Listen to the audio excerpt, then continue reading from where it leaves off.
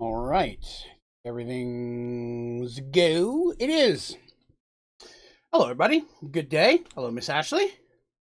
Welcome to another episode of Behind the Dice. Today, Dungeons and Dragons AMA podcast type thing. I don't know what the hell to call this. I've been struggling.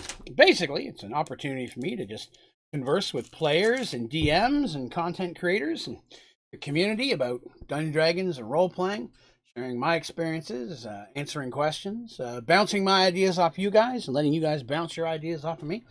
Just kind of getting in there and doing some different stuff. Hello, Panda. I will be chomping on lozenges throughout this stream, as I still can't get rid of the cough from COVID. Still struggling with breathing. Excuse me. Got an inhaler and everything at this point, but just won't clear up. It's constantly feel like someone's pushing on my chest. Uncomfortable. But, I just make everything go fuzzy. One moment. Focus. I knew I shouldn't have put my hand on. Give me a second. There we go. So today we're going to talk about a couple of different things. Primarily starting with some questions I got on a different stream and some ideas about what we're going to talk about today. Today we're going to be talking about NPCs in a couple different ways. How I come up with NPCs, what I need, what kind of information I try to have on NPCs, and we're going to create a couple random NPCs today that may or may not end up in one of my stories or adventures.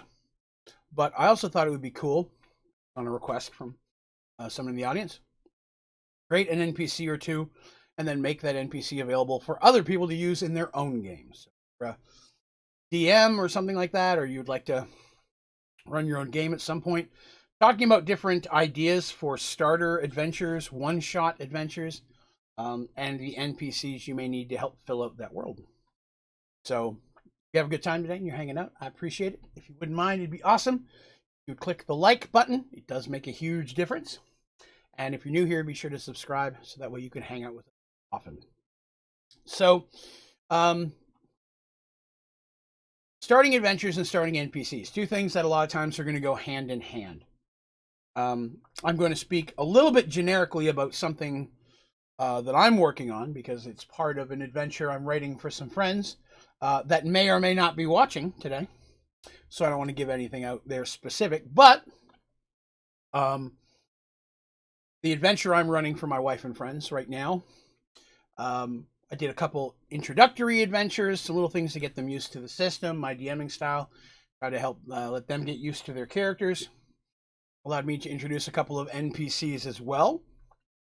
And now I'm ready to start cutting into the meat of what is going to be more a long-term adventure, a multi-phase storyline for these characters. What Lex says, a travel embassy who wanders around the flea market that talks about too fast to sells everything like an air fryer. But the adventure and campaign that they're about to start out on is very much hinged and based around a single NPC that I'm very excited to introduce. They have not met this person. But it will be someone who has, hopefully, a relatively interesting accent. It's someone who's going to have their own custom voice. A mixture of different accents I've put together. But that character will be the initiator of what's going to be their next campaign. So what do I mean by campaign? Right? I use a lot of these terms, Mergedworlds, and I use them even here on Behind the Dice, and I realize that a lot of the basic terminology of D&D that I use can be subjective. Not everybody uses some of these words the same way. So I'm going to go and start off by talking a little bit about that. Dungeons and Dragons has adventures. It can have campaigns. I also hear people refer to them as dungeons, or one-shots, or modules. These are all the same and yet different. So a Dungeons and Dragons game or session You have a dungeon master or game master who creates a story or provides a story. Play through it. Now, how long that story lasts and how it's set up is going to be really the differentiating factor. So a one-shot means that this adventure has a determined beginning and end. Okay? This adventure begins, and then when it ends, that's the end of that storyline. That's done. That doesn't mean you can't use those characters again. They can get into a whole nother adventure. But that next adventure and this adventure are not connected in any way. It's a one-shot adventure. We're going to knock it out. Then when it's done, we're done. A module is normally a term used for a pre-written adventure or one-shot. So you can buy a lot of official Dungeons and Dragons module. Strahd is a good example. Some of the big ones people like. A lot of really good, of course, I'm always going to be referencing second edition, right? But in second edition, there are a couple very specific modules that I like to kind of reference. A good one is going to be A Night Below. A Night Below is a relatively long module. It's in 3 sections, but it's all one story. Your characters start at level 1 and should be level 6 by the end of it. And it has a whole lot of stuff going on, from kidnapping, disappearance of wizards, all the way down to the Underdarks. There's a whole huge storyline in that, but it's a very popular and a very good starting campaign. Since it's designed for characters to start at level 1 and work their way up. Lex says most of one-shots may and may not be finished in the same day. Very true. A one-shot could just be and a lot of times they will historically be a shorter amount of sessions. Normally I'd say 1 to 3 sessions, depending on how long your sessions are. There is an adventure, second edition came out a long time ago with something called Fighters Challenge, Clerics Challenge, Wizards Challenge, and Rogues Challenge. Each one was its own one-shot adventure. Didn't take too long to play through. It was intended for first-level characters, primarily of that class. So that doesn't mean you can't have a mixed class. Fighter's Adventure, for example. You can have a fighter, a warrior, blah, blah, but it means you're going to be dealing with a lot of combat-based stuff. There's not going to be a lot of thief traps, lock-picking required. You're not going to need a lot of wizards to disenchant stuff. It's designed to be for more combat-based characters, but you can still have a perfect mix of whatever you'd like. You're just going to want somebody who can do some combat damage. But A Night Below is a very good one. Then there you have Undermountain. There's Undermountain, Escape from Undermountain, and there's Undermountain 2. Those are really large box sets as well that are intended for long-term, but they're still, even though they came out with a sequel to it, it's a one-shot. You can do the sequel without being in the first one. Just another example. But one of my favorite ones is called Labyrinth of Madness.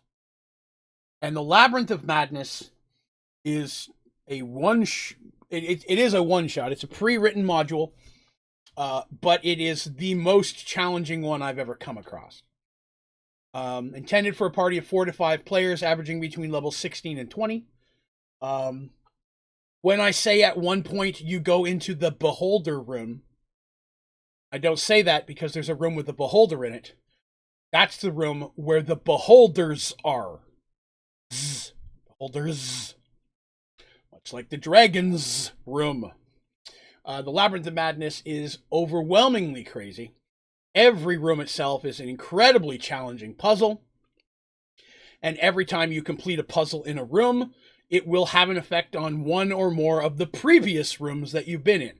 So if you open up, say you're in room 4 and you complete that puzzle and it gets you get into room 7, you do something in 7, and now room 4 has a completely new puzzle built upon what was there before. So it's not, okay, we've cleared this room. It's, okay, we've cleared this room. Let's check and see if we have to clear this room again. Labyrinth of Madness is a savage and overwhelmingly challenging adventure, and it's something I would really recommend for, I'd say, more experienced players. Again, you need characters so high level to be that high. To begin with, you would have had been playing a while. Where players go to die. It happens. I played it. That is not one that I've ever run. That was one of the last actual adventures I got to play in. And we lost 2 party members of the 5 of us that and one guy we lost, but we were able to bring him back. But it was crazy difficult. And I was playing a fighter thief character in there. No, it was a fighter cleric. It was a fighter cleric character I was playing. But it was pretty savage. Imagine beholders together in a table and suddenly a party of 6 players level 17 ready for battle. Yep. It was a crazy module, but it's also awesome. And I had it for the longest time in the hopes of eventually getting characters high enough. I would eventually want to put the Mergedworlds characters to it. But that kind of fell through. And at one point I had someone offer me $100 for it and I needed $100 and I'd pay 20. So it was hard to turn that down. I wouldn't care to get it again one day if the opportunity arises, though. It's not easy to get a hold of. You probably download a copy of it. Get an original copy is not easy. No idea I want to play it. It's fun, but man, it's hard. But that's a module. That's something that's been created either primarily by Dungeons & Dragons themselves and been released as an official modular campaign. But there are thousands out on the internet you can get that have been written by DMs like myself or even other game studios that are released that are compatible with multiple different role-playing games, not just official Dungeons & Dragons. They work with Gladium or some of the other stuff, Pathfinder. You can find pre-written stuff anywhere on the internet. I just prefer to run my own stuff. Labyrinth of Madness and A Night Below, or whoops. Mr. Turtle with his 20 months as a member, sir. Welcome back, pleased to have you. You're only 4 months shy of that 2-year red die there, sir. It's going well. But A Night Below was the first real box set I ever run people through.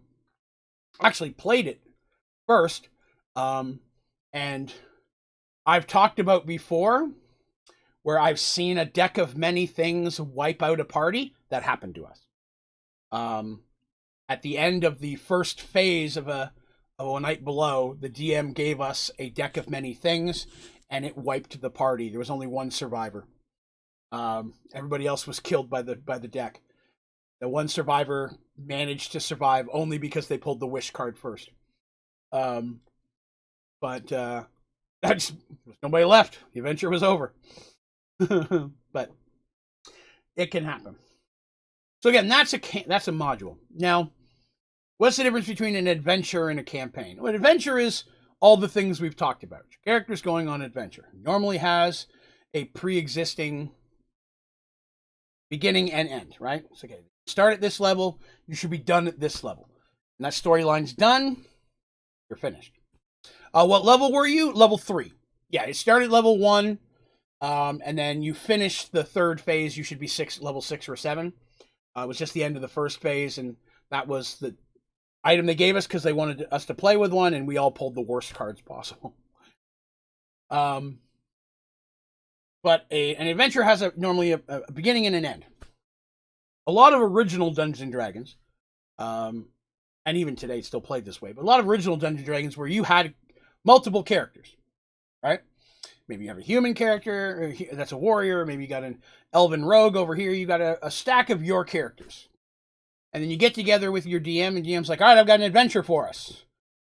Everybody needs to be somewhere between level 4 and 6. All right, cool. Let me go through my characters. I got a level 5 rogue I'd like to play. You're taking the rogue? Okay, I got a wizard. Anybody have a fighter? Yeah, I've got a fighter. I got a barbarian. Okay, that'll work. And then you pick characters that will fit with that adventure. You play it. And then maybe that ends, and you start another one, and everybody goes through. No, this time I'm going to play a mage. Cool. I haven't played a rogue in a while. I'll play a rogue. Hey, can I play a psionicist? Yeah, sure. Bring a psionicist in. And so some characters from one adventure will mix and merge with characters from another, and they cross-go all the time. And that's how a lot of early D&D was played. It can still be done that way. Campaigns are something more large-scale. This is a storyline with multiple segments. This is what Mergedworlds is. Mergedworlds has its own adventures in it. But when one adventure ends, the next adventure begins. Even though there could be a 6 months to a year in between them, very often there are parts of that storyline, or multiple storylines, that are flowing through that adventure. Draven popped up in the early adventures with the stones. Then we had his adventure. Now we've got the whole thing going on with this kid. That was a storyline that went through multiple adventures that had nothing to do with that. But things still kept popping up that reminded you that story was in there, planting more seeds for when that storyline grew into, okay, now we have to address it. So campaigns are a much larger scale, and a lot of times you'll see that. Interweaving storylines throughout multiple adventures. Still can have a predetermined beginning and end. But in my opinion, when you have something built that way, people become a bit more attached to their characters. People, at least in my experience, they get to the end of that adventure and they're like, cool, do we want to start a new storyline or do we want to keep going with that one? No, I want to keep playing these ones. Okay, cool. Let's continue that story. What adventure is going to happen next? And on that adventure, will we learn anything else about mysterious figure from the last one we never learned anything about? People get much more invested in their characters that way. So Mergedworlds has always been intended to be a larger scale campaign, even though where we're at now is very different from where I began. Hello, MT. Best example of that is when I first started with Wraith and Nylat Firemoon. I always knew Nylat was going to go bad.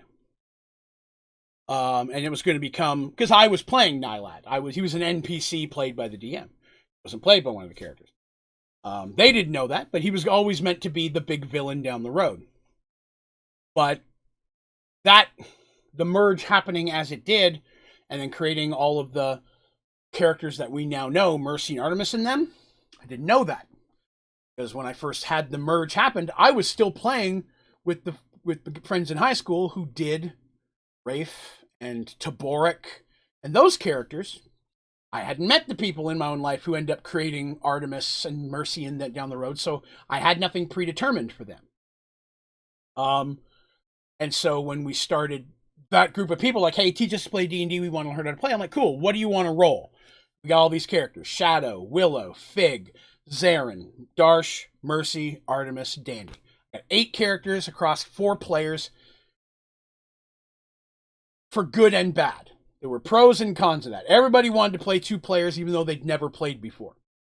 I felt they could handle it, we did it, and we did. But it ended up being a little bit much from a story point of view that low, which is why I split the party and they end up breaking up at one point and then coming back together. But as soon as I got those characters, we did kind of what I talked about I'm doing with my current group now, which is I put them through 1 or 2 basic adventures, let them learn how D&D works, get the experience of getting a little bit of experience role-playing their characters and building upon them and growing into their skin, and then introducing them into the main storyline. If you follow Mergedworlds at all, there was an adventure where they helped some kidnapped kids. There was an adventure with old Poot. There was a couple things in there that they did that turned out to be tests from Zoltan the demigod, who then popped in and said, I've been testing you and you've done what I need. I need you to help me get these magical artifacts back. And that introduced the main storyline. While we were playing those first 2 adventures, in the back of my head, I already had Zoltan, and I'm like, okay, let's see if these guys hang around and enjoy D&D enough that they want to keep playing. And they did. They showed an overwhelming loyalty to wanting to play all the time. So I was like, cool, I'm going to make this the continuation of my original story then. And they didn't know anything about Wraith and Nylat Firemoon, so they're questing in Mergedworlds. They were learning about this. They got some of it from Zoltan, some of it from Wraith when they saved him, but they were learning about that previous adventure through the story, not just me telling them and say, you're a continuation. And so I was like, cool, now we're starting a campaign. And it allowed me to start seeding in much more long-term storylines. And I started that very, very early. We got a couple comments here. Ashley says, loves your character. She's fun. Excellent. Michael, group has been in the same campaign for the past 10 years. Many different adventures. Started levels 1, now up to 11, 13. And that's the best kind of gaming for me. That's my favorite kind. Having those characters people enjoy playing. They don't want... It does not say you can't once in a while stop do a 1 or 2 week one shot with some new characters just to play something a little fun and different. But you still want to keep coming back to those main ones. It sounds like that's the same group you have as well. Ashley says, swear if we see that gray man, I'm going to scream. Excellent. He is out there. Ashley mentions that because Ashley is part of the group of my wife, Ashley, and Jim, who's Ashley's fiance. They are my current live group.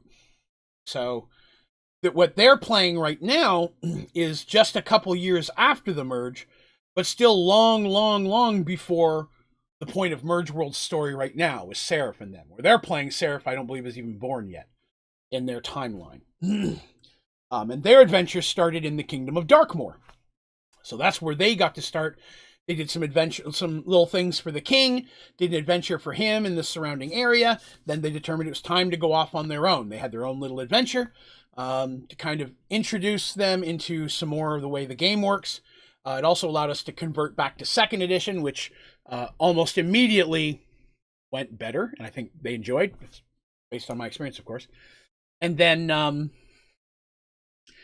we finished that adventure, and then immediately I'm like, excellent, I know where I'm going with this. And now I have a campaign. The 2 things that have already happened, the 2 little adventures they did, this isn't a spoiler for you, Ashley, but there is none of those 2 things, those 2 storylines you just did in your adventures, is going to be a part of the storyline for the campaign you're going to step into now. It's going to be a brand new... That's not to say someone might not have heard of what you've done, but it's not a continuation of that storyline. Someone might say, oh, we heard you helped the King of Darkmoor. Maybe you can help me, or us, or this kingdom, or whatever. Notoriety is important in these type of things. Let's see what I got here. Turtle says, how the heck do you plan so far ahead? I have no idea what I'm going to do past this initial adventure that my players are going through right now. Excellent question, Turtle. And that is a large part of what we're going to be talking about today. Centering largely around NPCs. So that's exactly where I was going with this. That's a great question. So planting seeds for a storyline, there's a couple different ways to do that. One is having an end game. Knowing that there's this big epic scene or story or battle or whatever the case is that you eventually want to get to, but you don't know how or how long from now. Maybe you're like, oh yes, I want them to fight these people, but they need to be way stronger to do that. That's awesome. That's great. That is now somebody who's a villain who can be in the background, popping up, or they could learn whispers of this person, or defeat some people who turns out, one way or another was working for those people, so now you're on that bad guy's radar. That allows you to start poking that little person's head, that little bad guy NPC or that evil force, just enough to draw attention so that the characters know about it. So that way it's in the back of their mind. So when they see something later on that maybe connects to that, they're going to realize, hey, there's maybe more to this that we're doing right now than we thought there was. At the same time, as a DM, while you're creating your story and creating your adventure, you can't create all of it. It's not possible because you don't always know where the characters are going to take you. Unless you are the type of DM that very hardcore railroads. Term railroading means that as the DM, you've created tracks of a story and you don't give them any freedom to get off of those tracks. You are railroading them to the things you want them to have. There's always going to be a little bit of that in there. It's important to have what I call story points or story moments. Yes, at one point they have to find this ring. At one point, this key is needed. At one point, they have to face this villain. Having those key points, but giving them the ability to get there with very loose guidelines. A lot of times, the story writes itself. And there's absolutely nothing wrong with taking credit for that. Something happens, they make a decision you weren't expecting, and it makes you trip and fall into a story beat you weren't expecting, and it really goes well, and they really like it, and they're like, oh my God, that's awesome. I can't believe you got us to that. In the back of your mind, you're like, yeah, that was all me just winging it off of that crazy decision you made. You'd be like, yes, and you have no idea what's next now, do you? Nothing wrong with that. Take a little of that credit. Still, you getting them to the point that they enjoyed it means you were still providing them a story, even though it may not be where you wanted to go originally. And sometimes the characters will take you to a better ending or better resolution than you had planned for yourself. Or actions that they might take could inspire ideas down the road. But to get back to the original basic of the questions there, how do you plan so far ahead? A large part of that is knowing where the characters are going to be in the future. How do I write a story telling them where they're going to be if I don't yet know where I'm going to put them? This is where you got to talk to your characters. You got to talk to your players. You have to talk to them and be like, okay, what are your characters' aspirations? You know, you're in whatever world, you're doing a treasure adventure, but when this is over, what does this person want to do? You know, do they want to be a king? Do they want to be a merchant lord? Do they want to run their own thieves guild? Do they want to be a world famous bard? Do they want to have a wizard school? They want to be, maybe depending on your world, maybe you have a wizard organization like I do, the Brotherhood of Magic. I want to have my own tower and be part of the Brotherhood of Magic. Have a temple like Artemis. Knowing what their characters' aspirations are is going to help you write that story, that long-term adventure, because these are supposed to be long-term goals. You don't want them filling all their dreams in the first adventure. Give them something to work forward to. Make it expensive. As DMs, we love giving our characters stuff, right? Love giving them treasure and magic items, and at the end of the game, getting to see what cool magic items they've gathered or was in that treasure hoard. That's some of the real fun end game resolution stuff that people really look forward to. It can give them a reason to start amassing wealth. Wow, I found all these gold coins. I'm rich. I could buy anything I want. Oh, I want to buy a castle. I don't have enough for that. Guess I need to do some more of these adventuring, right? Have the characters lead you to where their characters want to be. It makes it much easier to write a story around that. Best example I can give you of that, two of them. One is Darsh. Young lady who played Darsh said he came from a merchant family. His father had ships. That was part of her backstory she created for him.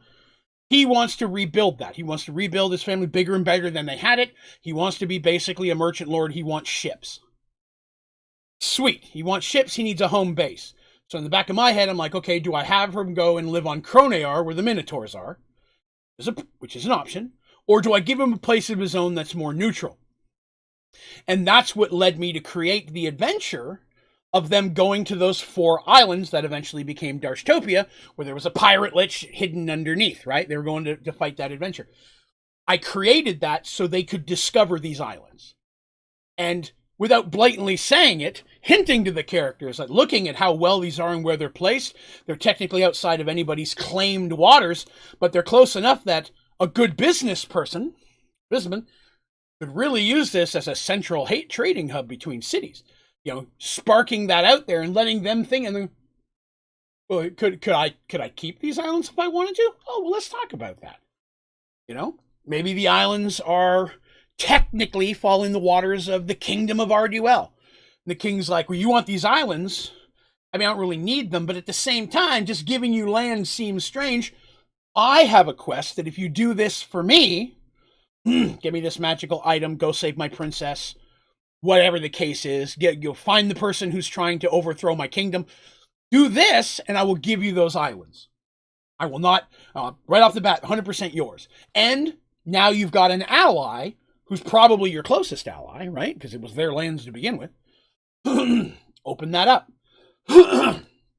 So knowing that Darsh wanted to have that type of setup led me to create those situations, led him to have the islands. Because he had the islands, that opened up the option for me to have the Sea Elves attack, as well as other things that I have talked about that have happened on Darshtopia that absolutely no one thinks about.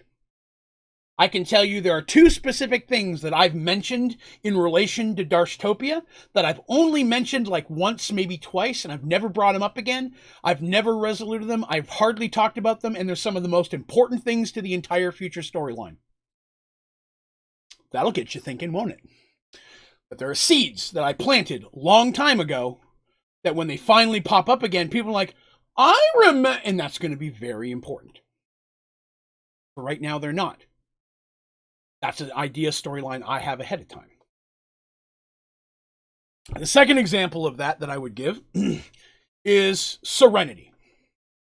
Mercy wanted to have an order of knights. She never really wanted to be a queen. That was not her initial design or goal in life.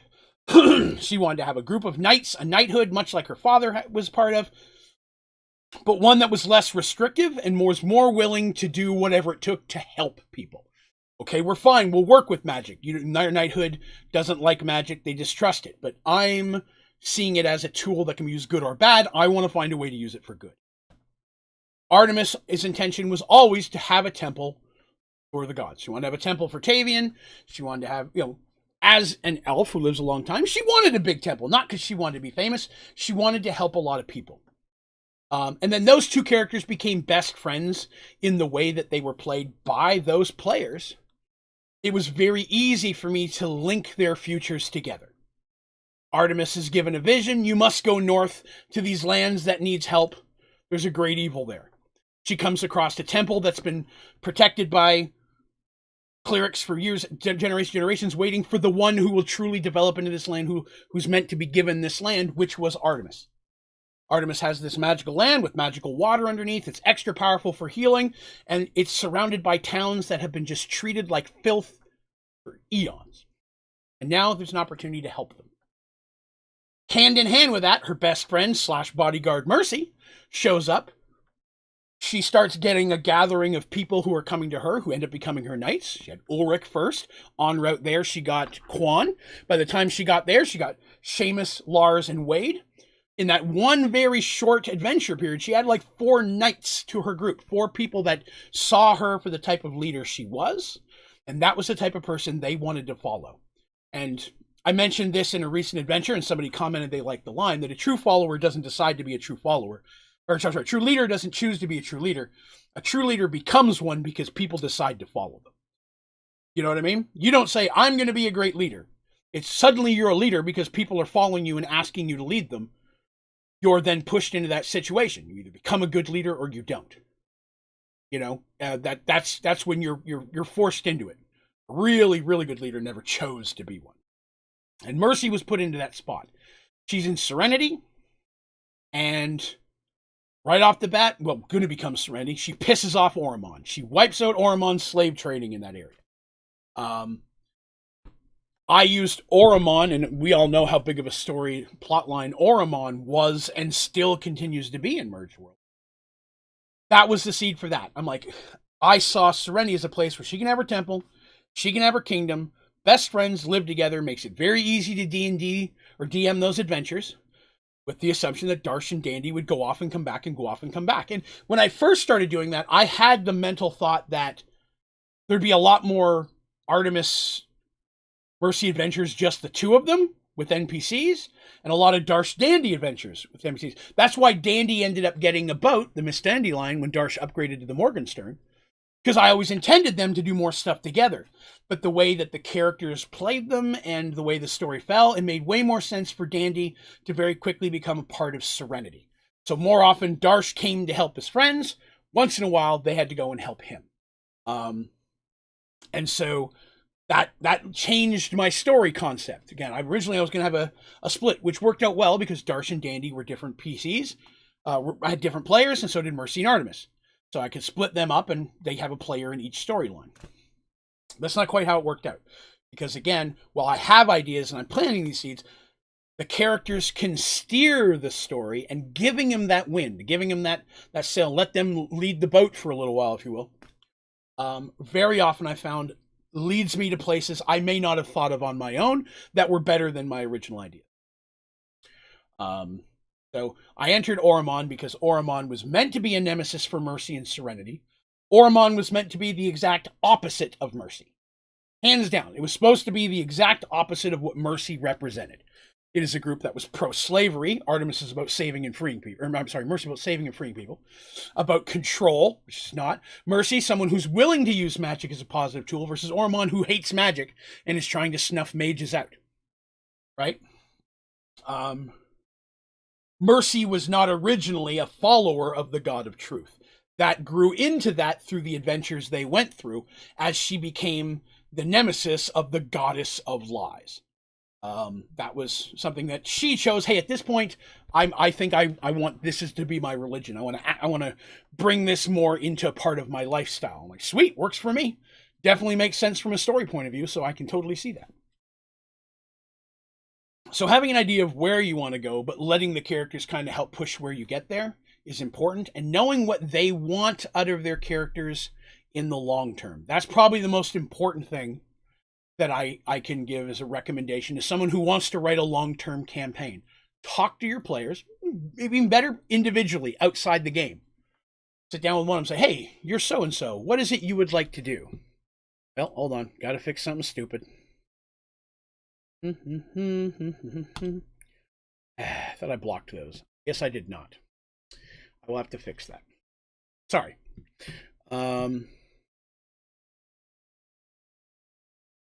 So there we go. So let's see. Monk said, I find that the characters players add more to the adventure than I put in. Very much so. Very much so. You still have to have an idea. It's your job to come up with the villain and the nemesis, the monster battles and the puzzles for the dungeon. You still have to have that type of structure for the adventure, but letting them inspire why they would even begin to go on a story like that can very much be working towards their end goal. Hello, Ethan. Now, the flip side of that is you don't want to ask those questions too early.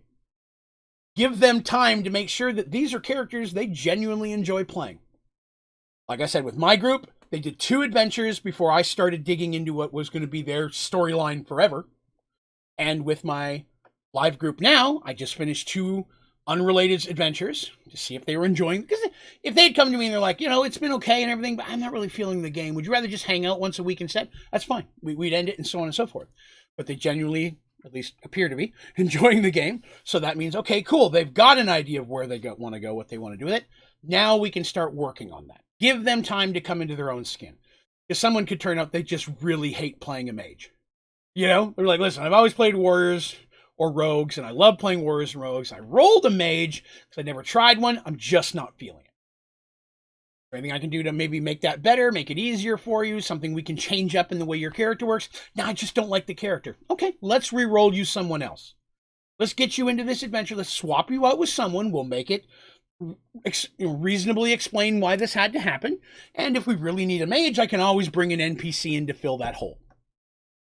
I want you to be playing something you enjoy. It'll give that opportunity for them to get their feet under them and make sure this is something they want to play long term. But once that's been determined, it's not hard to know when your characters are really liking playing. It's pretty obvious when someone is really becoming attached to their character, especially when they start to really fear you're going to kill them, which is an amazing thing to hang over their head. You should totally do that. Don't intend to kill them, but by God, act like you're going to intend to kill them. Sorry, DM humor. So, again, in the long run, for campaign style D&D, that's what I do for something long term. So coming up with ideas early and story beats. For me, very often, in my thought process when I'm writing an adventure, I screw myself up because I think of something really awesome that would be great for the story, and it's going to take me forever to get there. Which, for me as a DM, hurts because I'm impatient. I want them to get to this really cool idea I have, especially if it's something they're going to like. I really want them to meet this villain. If you've been following Mergedworlds at all, I can't wait to get to the point till they finally find out who the man in the hat is. I've known for the last 8 to 9 years of my real life who that is, and nobody else does. I really want that reveal. I want that to happen, So, making sure you don't race to the finish line is something that's for you as a DM. You've got to make sure you give time. Let your story develop. You're only cheating yourself and your players by rushing towards that. And the longer it takes to get there, the more little seeds and snippets you can hide within the story that will connect to that later that maybe make no sense right now. You have to be careful not to do that too much. Because if you're not careful, you're going to give away the surprise, right? It's like a Christmas present. You got to be real careful how many hints you give somebody. If you're my wife, you should never give anybody a hint. She's horrible at hinting. Anything she gives you a hint for Christmas present, you will immediately know what it is. I have to tell her, don't give me hints, or I will know what the present is, and I want the surprise. But, you got to be careful. Don't throw too much stuff. Keep it vague. Keep it small. And if you can fit it into the story in a way that you don't draw attention to it, and it means nothing right now, but it's going to mean a whole lot later, that to me has some of the best payoff in an adventure. When I can throw a little thing in there like, oh, that's funny. And then 10 minutes, that was that that type of thing. That big surprise payoff when I can say, this is this person. And then they go back through the adventure in their head. That means when this happened, that person was involved. But that means when this happened, that was really their sword that was lost. And they start putting the red lines on the board. Now that they have this puzzle piece, they can still go back and start connecting all those other things that at the time weren't that important. That's my favorite kind of payoff. Let's see here. How important is it that a player come up with a backstory for their character? I think it's pretty important. I think that knowing where your character came from is going to help you be that character. It doesn't mean you have to have a novel. It could be literally just 2 or 3 sentences in a paragraph. He was an elf. He was a ranger. Liked to live alone in the woods. Someone he loved died. Doesn't like people. There you go. That's all I need. Cool. As a DM, I can work with that. The key is making sure people don't try to go too heavy on their backstories. No, you are not the long-lost prince of somewhere. No, your sister wasn't the long-lost princess of somewhere. You're not you're not the one the prophecy for. Don't give yourself a prophecy. There's nothing bugs me more. It's like, yes, it was prophesized when I was born that one day I would. No, it wasn't. Your parents were lying to you to try to get you to do better in elf school. No, they weren't. Try not to tell the DM where your story is going to go. Tell him where your story was. Just enough depth that you have something to build on. And that doesn't mean that it's locked in stone. If you've been playing your character for a while and you come back and you're like, I really like my character, I'm having a lot of fun, but this one kind of thing I put in their backstory I feel is limiting the character. I really don't like it, and it's not going to hurt the adventure to change it or take it out. Do that.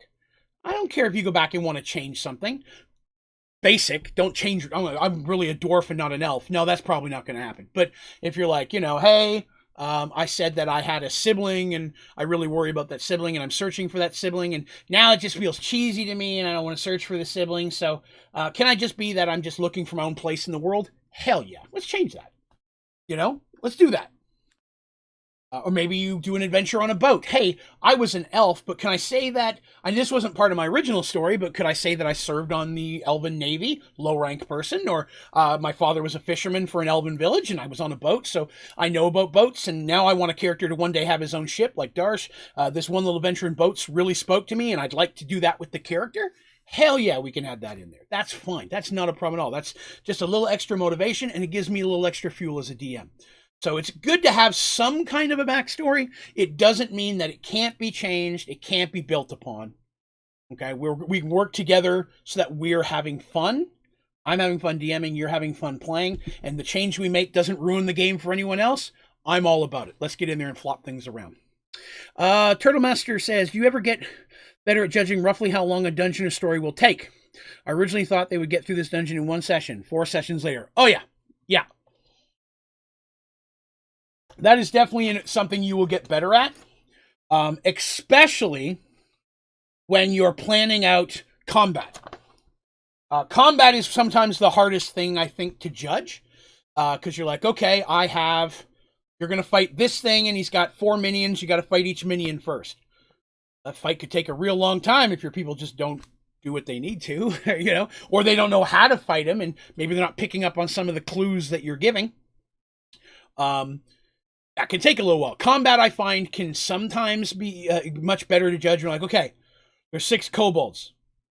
This shouldn't take more than 2 minutes, It's a dragon. This could take an hour to really play this out, depending on how strong I make the dragon. Where I have a harder time judging time is puzzles.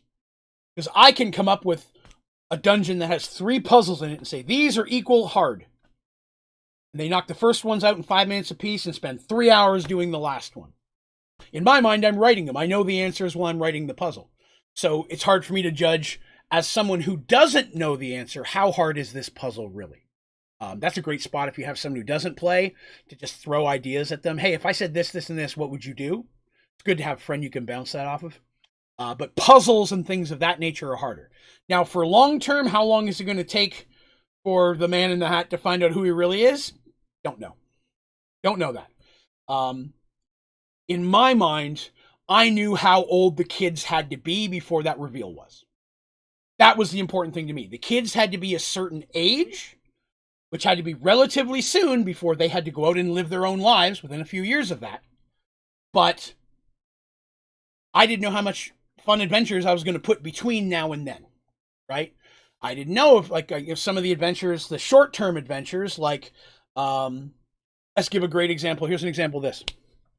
Remember the adventure where the Emperor of Oromon was going into their brains, right? They had their little mini adventures. Those were just fun things I wrote for them. The 4 mini adventures had nothing really to do with long-term goals. Wasn't their intention. Added a few things, but nothing for long-term. So Dandy was doing the were creatures. It gave her a little bit more knowledge about who One Eye really was and helped build their friendship, even though I haven't really done much with that in a long time. I feel like I should. Artemis went and had to fight the clerics of death who were poisoning the village, if you remember. It was a chance for me to get Miasha out of the temple and actually get her involved in something, because I wanted that to happen. It was my way of introducing our paladin, right? I wanted to get him in there because I knew the paladin was going to be important down the road. I just needed a way to introduce him into the story. And so the paladin became very important, right? He helped her on that adventure a lot with his detect evil and so on and so forth. Kind of showed the type of person he was. And then it was also an opportunity for me to bring Kelvin, the cleric, out as well and show how powerful Kelvin really is. You remember his lucky nut, which seems silly until you saw what he actually could do with it. And that's pretty heavy business. I wanted to show Kelvin is this nice lived guy, but when shit hits the fan, Kelvin is one of the first people you want at your side, because Kelvin can do a world of damage if he needs to. So that was an opportunity for me. At the same time, I got to bring, during that mini adventure, Mercy's father popped back into existence. I got to bring the Knights of the Light back in and show her connection, give her a little bit of familiar family type situation. Although I will say the one thing out of all of those adventures that was planting a seed for the future is in this mine quarry they're digging at, she came across this magical scepter that I knew was very important. And then I never talked about it again for a very long time. Waited for people to forget it. So, in that kind of stuff. And in that one, Darsh was fighting the, he was fighting, who was it he was dealing with? Oh, right. Darsh was dealing with there was pirate ships and such. And that's where he met his wife. So there was a little bit of building on that there. But that adventure was going on. But the Emperor of Oromon's storyline, what he was searching for, that piece of information, which we now know what that is, looking for his daughter. But at the time, he knew one of them knew where she was, even though they didn't know where she was. If they unlocked and gave him free access to their mind, he could have found what he wanted. But by nature, they protect themselves, especially from someone like him. Even though they don't know what it is, it's in there. They're not giving him unfettered access to his mind. So he's trying to break through those walls. And that was a way of planting some seeds. I know I missed a couple other questions here. Today's a very chatty episode. Why does every rogue have dead parents? Because most rogues didn't grow up in a happy family. Why would they, right? Rogues usually grew up on the streets or grew up alone or lost people because as a good rogue, you start as a penny pincher, a pickpocket. You start at the bottom just trying to survive. That's 90% of your traditional rogue. So I expect to see something along those lines. You were an orphan or whatever. And in a medieval style society, it's easy to say sickness, plague, your parents died real early, you ended up with no family, you're on the street, you're taken in by a thief guild and taught the basics to survive. Then you have that other 10% who was a rich person or a noble or whatever the case, and you're just a bit of a turd. You like the thrill and the adventure of it. Maybe you got caught and kicked out of the home, so that's why you're out adventuring, but it was the thrill and the excitement of that. And that, a lot of times, is going to lead more into a bard. Let's see. Have you ever brought something into an adventure that related to somebody's backstory? Yes. Many, many times. In fact, a lot of the things we've talked about. Bringing Darsh, his cousin Rokar, into the story, which happened pretty early in Mergedworlds. Darsh, his desire for family and building on that. Oh, by the way, hello, Rose. See you there. I'm sorry, I'm trying to get through each one, but I've got so many questions. I'm happy to have you. But for him, bringing something family in, giving him that link to his past, but at the same time, it's a cousin. Not like a brother or mother or father. I wanted to be someone that he knew, but maybe wasn't super close with, but that could change. Because now we're the only family we have, so we're linked, So that's an example of that. Mercy's father came back into the picture, right? We learned about that. And then for NPCs, it happens even more. Michael's uncle is the head of the Knights of the Light. That's a big connection for him, like a girlfriend from the past that didn't expand on themselves. I wouldn't say anything of that, like ex-relationships or anything. Mostly because most of the characters I have, when they started, they were relatively young. Darsh, Mercy, and them were all between 16 and 20 when we first started their adventures, with the exception of Artemis, who's old as dirt, of course. She's already like 150. But that's young for an elf. I'm not saying she would be out there with a bunch of relationships at that point. So I haven't really done much with exes, no. Didn't even get to the end of the dungeon. They saw a big monster that they intended to fight, almost died, and went on their way, and they went in. Yep, that'll happen. I mentioned once a long time ago, I had a group I was playing with, and there were 2 or 3 traps, and they managed to get one of the traps hurt them. They found the other 2, and then they found a door in this tunnel, and across from there was, what all do we see? I'm like, well, you see a door, it's closed, there's a torch on the wall across from it, lighting up the tunnel. It was it. It was a torch. It was a torch lighting up the tunnel. I think we sat there for 40 minutes while they cast spells and snuck up, determined that there was something nefarious about that torch. It was a trap, or it was a mimic, or it was, something magical alarm. They were somehow, with all of them, every player within 1 minute together had convinced themselves this torch was their doom. And I'm just like, man, we haven't done anything yet. For the love of God, it's just a torch. I finally sang that, and then that just made them think, yeah, we're not buying that. Now you're just trying to rush us in. Just made it worse. But yes, they will dig in on some of the strangest things sometimes. And by the way, thank you all for coming and hanging out with me today. I appreciate you swinging by, for having a good time. It would be awesome if you wouldn't mind taking a second and clicking the like button. It really does help out the channel much more than you probably could imagine. But it would be awesome if you would. And if you're new here, be sure to subscribe so you can hang out with us all the time. So yeah, story and setting up story.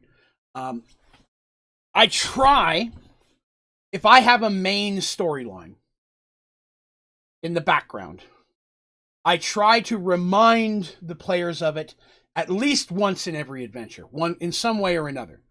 I want to have at least one thing that they notice, and a couple things that are hidden that they may not catch on to until later. I think it's kind of important to keep that going, so that way, they realize that big threat, that other thing is still out there. Plus, it does make them spend a little extra time looking into the shadows, right? When they know there's a man in the hat out there to kill them. They are... And everywhere they go, do we see a man in the hat? Do we see anybody that looks like him? They asked about him. Even on adventures nowhere near home. they'd be in an inn. Okay, we're looking for this, and they kidnap this, and we're fighting the Emperor of Anselm. By the way, have you ever seen a prick in a hat that looks like this come in here? They used to ask that in every adventure because they were always looking for him, right? But the man in the hat really wasn't there very much, right? It was the first time when Artemis woke up and he was standing in the bedroom over the baby. Second time was when he was on Darshtopia during the Darshtopian Games, when they'd gone through the mirror and he was somehow in the caves. And then we did not see him again until the undead attacked Serenity. 2 times. There were 4 full adventure story series between those.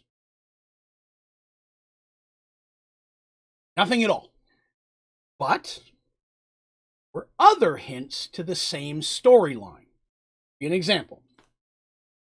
We actually had a hint to the Man in the Hat storyline before we ever saw the Man in the Hat. Because the beginning of that adventure is the one where Shastra attacked right after Seraph was a baby and they're out on they went to another town. And Michael, his soul got stuck in the broken Menandra. Follow any of the Mergedworlds stuff, you know what I'm talking about. If you don't, he has a magical staff that he merges with that fights undead. During the fight against the undead, it broke, and because he was merged with it, his soul was stuck inside. And they had to go on this big whole adventure to get it fixed and magically to get his soul back out, and they had 1 year to do it, or his soul will have faded too far to save him. That was a huge storyline. That's where we introduced the Coromon dwarves. We know how important they became. They fought with Serenity. They supply Serenity even today with trade goods back and forth. Coromon became a huge partner of Serenity and to Darsh, helped grow Darsh's kingdom 10 times having access to dwarven goods. That introduced Coromon. Then it also introduced the kingdom of Darkmoor. Again, because remember, it was already mad Artemis stole his stone of the light, or the sunstone. I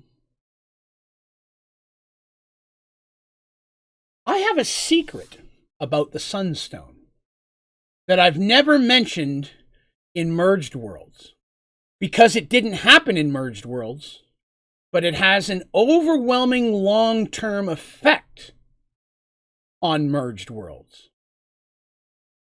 Would you guys like to hear that? It only takes a couple of minutes. But if you'd like an extra special little snippet of Mergedworlds story today, I'll throw it in there. It's Mergedworlds, but not Mergedworlds. Let me know what you think. I'm going to finish talking what I was talking about. See if you guys would like that, if you think you'd rather wait for me to work it into the actual Mergedworlds stream one day. Just a little thing, but it's a big thing. So that storyline, then we had King Darkmoor, then that introduced the Sands, right? All that stuff was going on. That's when Mercy and Ulrich officially kind of started becoming a thing, right? A lot of shit hit the fan in that adventure. And the last thing that happened, everybody had their good little happy ending except Artemis. The little story, because I like to end with little story snippets to say this is the ending. Actually, everybody wants to hear it? Okay, I'll tell it to you guys in just a minute. It's gonna blow your minds a little bit if you're a fan of Mergedworlds. So at the end of that, her little snippet was the Man in the Hat, her waking up in the bedroom and him being there. And from that point on, for the longest time, that was the person there to kill their kid. Why didn't he kill him then? And why does he want to kill him now? That became their whole thing.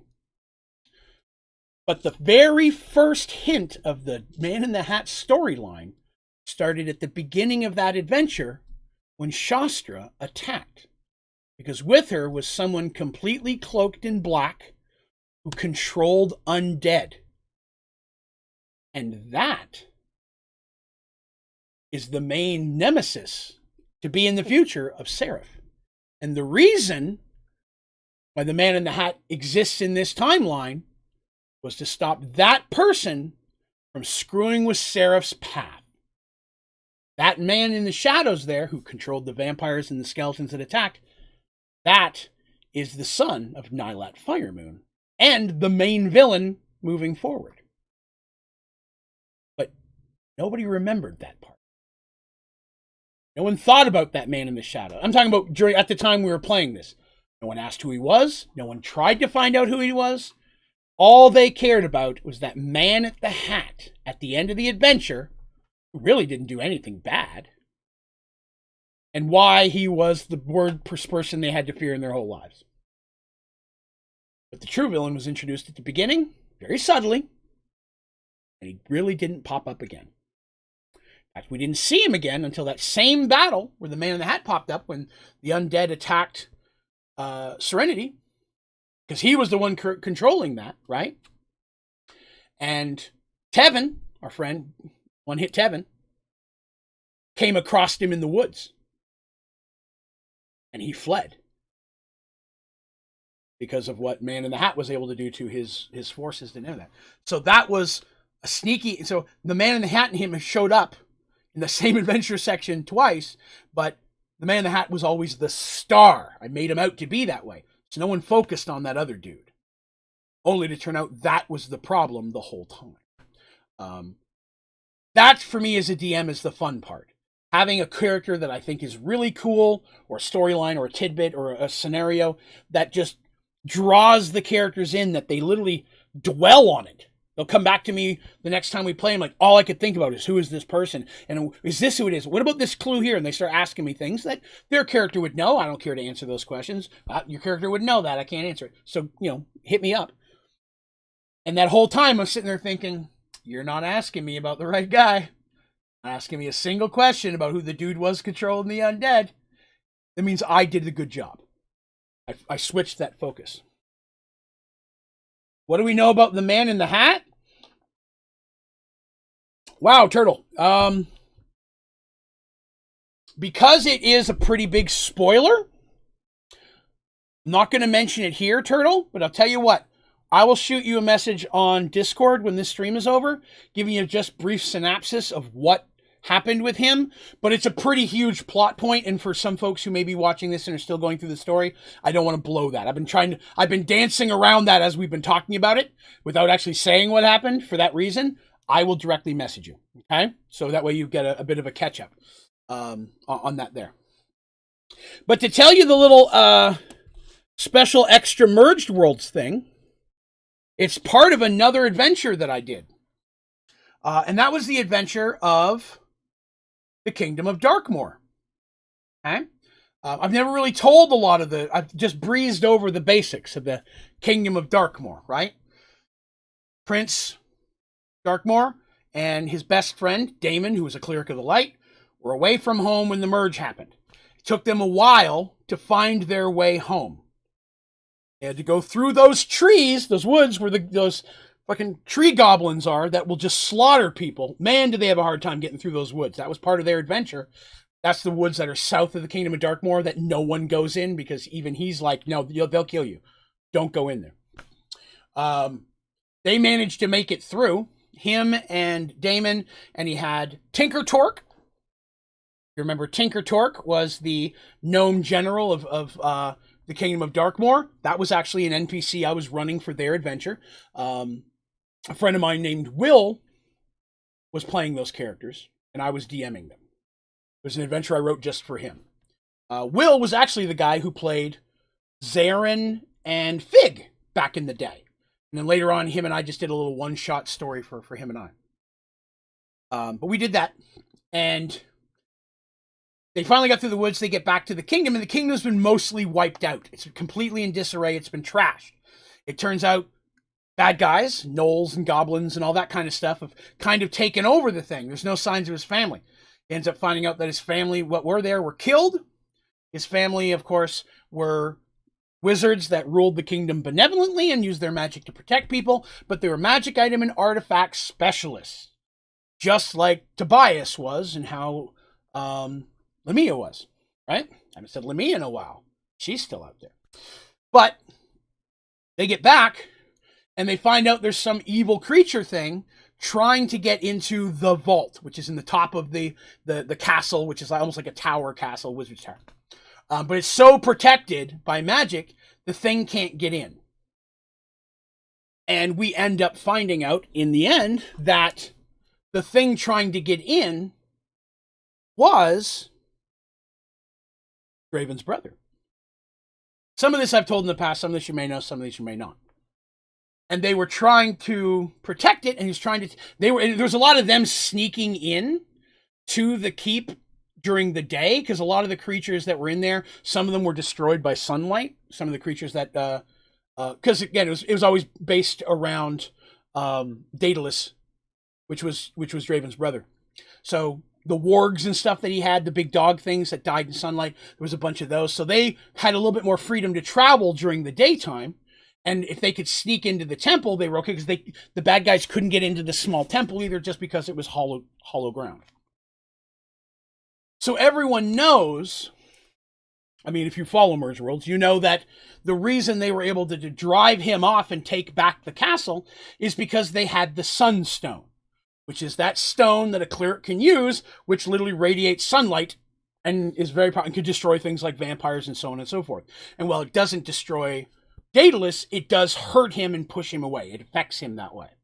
And so they used that, the group, to take back the castle, kill and run off the rest of the monsters and goblins and stuff that were in there, and then start rebuilding back into the Kingdom of Darkmoor, which once the people that had fled the lands and were trying to live on the outskirts and the distance of what was that kingdom, none of them went through the castle because that's where all the bad stuff was. They learned that the prince has come back and retaken back the castle. Those people start, oh, thank God, they come back in. Some of them, some were pissed that, why didn't your family protect us? You know, there's always a little of that drama, which down the road will affect him. But they start to come back. Kingdom of Darkmoor built up. And so during that adventure, right, down the road, Draven, along with Artemis, Michael, and Dandy, are on a quest to kill his brother. Stop his brother from opening a portal and bringing a bunch of his super uber powered minions from the vampire world that he's from to Mergedworlds and take over the world and all that kind of stuff. And he has to have 3 magic items to be successful. Crystal Dagger, which even till this day is still haunting Artemis, right? We know about that. He had to have the amulet that kept him hidden so that no one could scry, including his brother, could scry or find where he is, which is now currently being worn by Seraph, which is keeping both good and bad people from being able to find him, right? Those 2 artifacts are still in play. They are still an active part of the storyline that we're in right now. And the 3rd artifact they needed was the Sunstone. And Artemis and friends went in and stole it. After it was done, they brought it back, gave it back, tried to make amends, but at least they returned it. And Damon, the head cleric of light, now there at the temple, has the Sunstone. So that was a recap of stuff most of you guys probably already know. But what you don't know is where Damon got the Sunstone.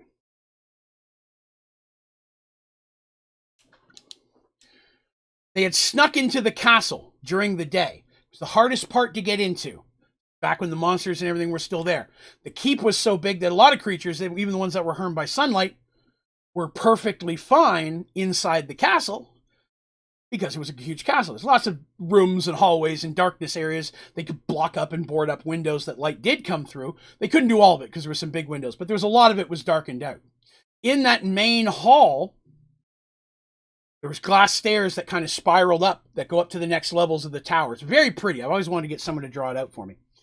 But there's also was a couple fountains in there people could sit by and such. And they get in there, and of course you can imagine the fountains aren't running anymore. The water's stagnant. It's full of feces and trash and whatever. It's just been completely treated like filth. And they're sneaking around. And at one point, a bunch of bad duders are coming through the hall, and they have to find a place to hide. And they rush. There's the stairs that spiral. There's also some stairs that go, they also go down deeper. And they didn't want to go deeper. They were trying to get up to the top because Damon had the ability to get through the spell to get into the vault. And their thought was, if we can get into the vault and I can get access to some of the magical artifacts that my family have had over the years, we can use that to take back the kingdom. And most people know that. We're thinking that's where they got the Sunstone. Not where they got the Sunstone. They began to go down the stairs. And the group got separated for just a moment. Because of the way they're coming and people having to run and hide behind things, Damon needed a place to hide. He'd gotten separated for a second. He heard the bad guys coming. So he did the only thing that he could do. Is he grabbed the knob of the first door that he came to, opened it up, and rushed inside, closing the door behind him. He needed to hide somewhere. As he opened that door, for just a moment, because it was all one quick motion, something screamed he needed to stop. Because for some reason, there's no reason why a strange, older-looking wooden door should be in this hallway made of fine stone and carving and brick. Went through the door and closed it behind him. And he found himself in a room. There was a door behind him, a door on the left, and a door on the right wall. Ahead of him sat a table. And on this table sat 3 closed chests. Sitting in a chair next to that table was an older man. Grayish robes. He said, why am I here? Where is this? Because when he goes, the door behind him wouldn't open. And he said, you must choose one of these chests. Open it and take what is inside. Do not touch the other chests. Those chests are not for you. And then you must take it and leave through the door you came through. Well, why this door? What's wrong with those doors? Those doors are not for you. So Damon walked up, looked at the table, and he's like, which one do I open? He says, only you can choose that.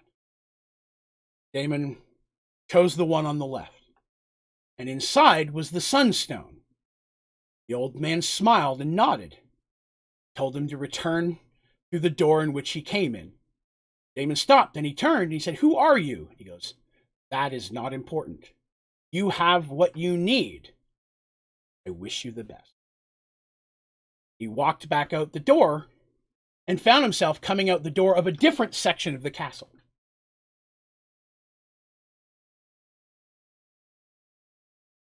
Now, if anybody's been following Mergedworlds, you'll know this room and old man has appeared before. In the adventure where Artemis and friends were in the Dwarven Kingdom of Corman, and they were getting their treasure, and she found a door drawn to it, and she went inside. She was in the exact same room. 3 chests sitting on the table. One had already been opened. And she was to open one of the 2 other chests, take what was inside, and then leave out the door that she came in. What about the other chest? What about the other doors? That chest, that door, that's not for you. She opened it, and inside was a sword that looked relatively plain, but it wouldn't come out of the sheath. And all it said on the hilt was the word destiny in a language that for some reason she could read, but she didn't know what it was. And she took that sword out, and she was told that that sword, she was the seeker. She found it. She was to take it to the protector, who would protect it until it was needed by he who was meant to wield it. So she took that sword home. She gave it to Draven because she knew the prophecy that Seraph is to be the child of destiny. And he gave Draven, the protector, that sword and told him to hide it and keep it hidden in case one day Seraph would ever going to need it.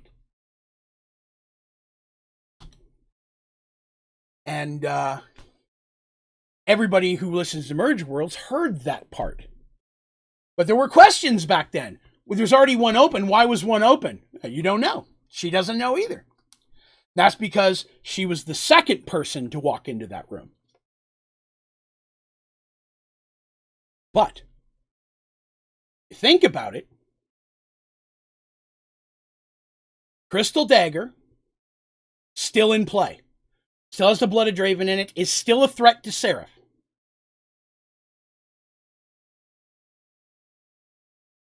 Sunstone, the third one is the amulet, which Seraph is still using it. It's in play. The Sunstone is still out there. It is technically still in play. Even though it's in the Kingdom of Darkmoor being protected by Daemon, it does not mean we've seen the end of the Sunstone. Because the other two items were used during that quest to defeat his brother, but they've continued to be an item that affects the storyline, that affects Seraph's existence and his future. The dagger could kill him. The amulet is helping to protect him. Sunstone, I can guarantee you, will come back into play at one point or another. Who was the man in the room? Why were those 3 items put in there? When and by who? And how is it they're drawing the right thing? These are all questions left to be answered. Will they be answered? Yes, I have the answer to all of them. But I can guarantee you we won't know until someone enters that room and takes whatever's in the last chest on that table.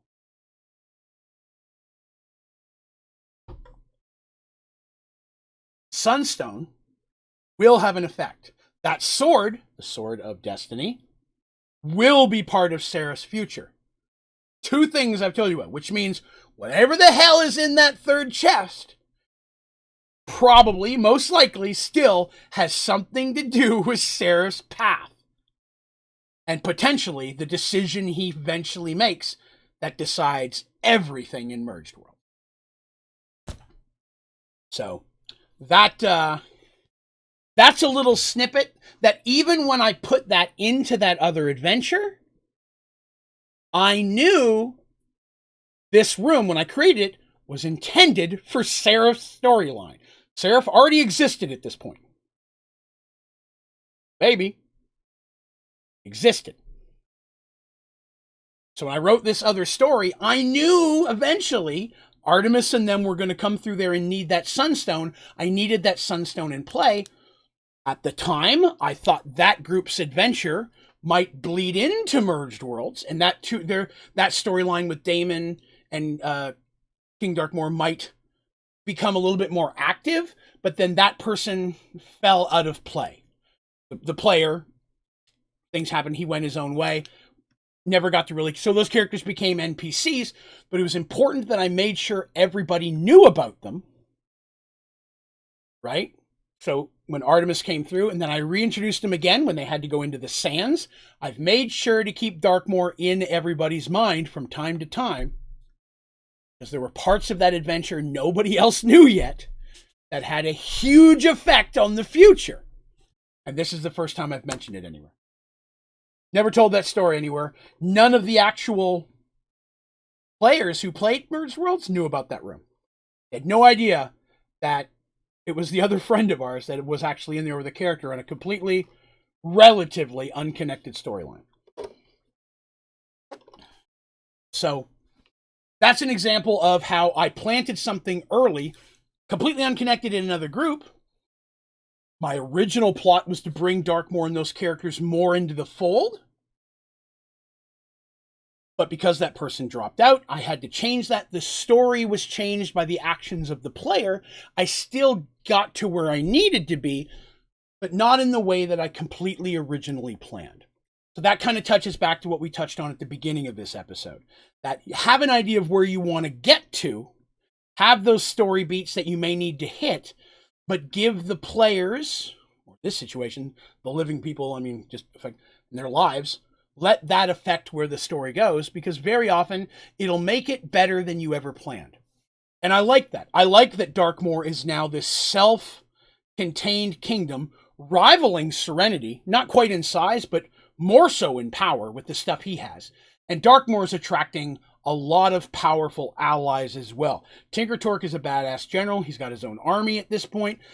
Being a powerful mage, he's taking in apprentices, but he is not a part of the Brotherhood of Magic. He is, I hate to use the word rival, but technically he's a rivaling mage source in Merged Worlds.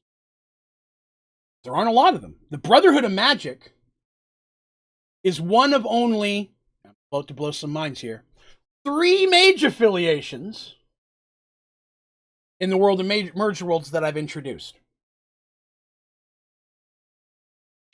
We have those.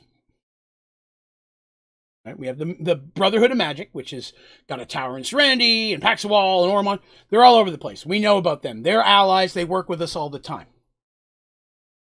And then we have the Darkmoor mages, which has his own school, apprentices, other mages, people joining up under him.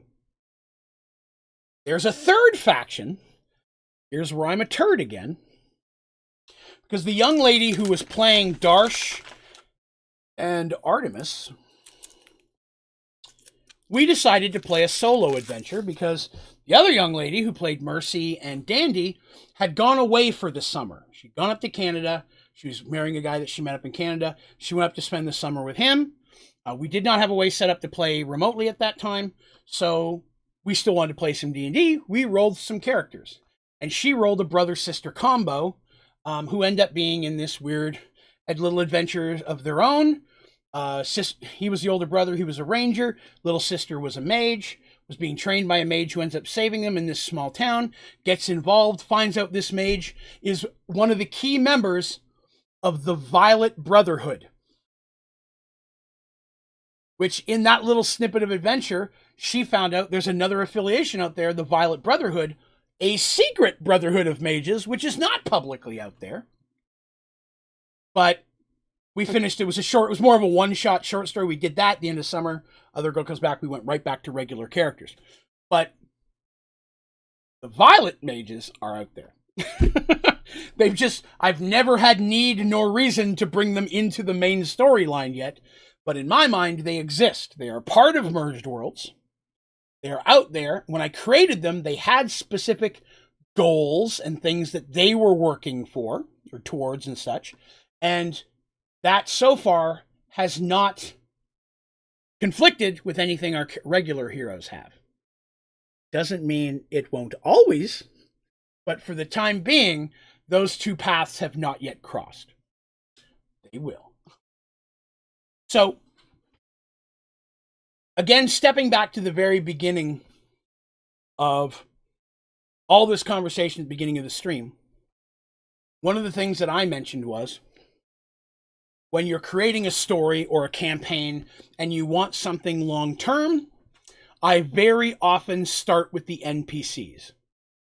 Now, a lot of times that's the villain. It's usually easiest to start... Michael says, weren't the mages of Oromon the Purple House? You damn right they were, Michael. And I'm so happy you remembered that. Is it connected? I love that. I love that. But when I start with the campaign, most often than not, I start with the villain. Whether it's the current adventure, the villain, the scenario, whatever. What is it that they're facing? What is the threat that's causing them to do whatever it is they're doing? What is that person's motivations? What's that person's end goal? How do I bring my characters into conflict with that?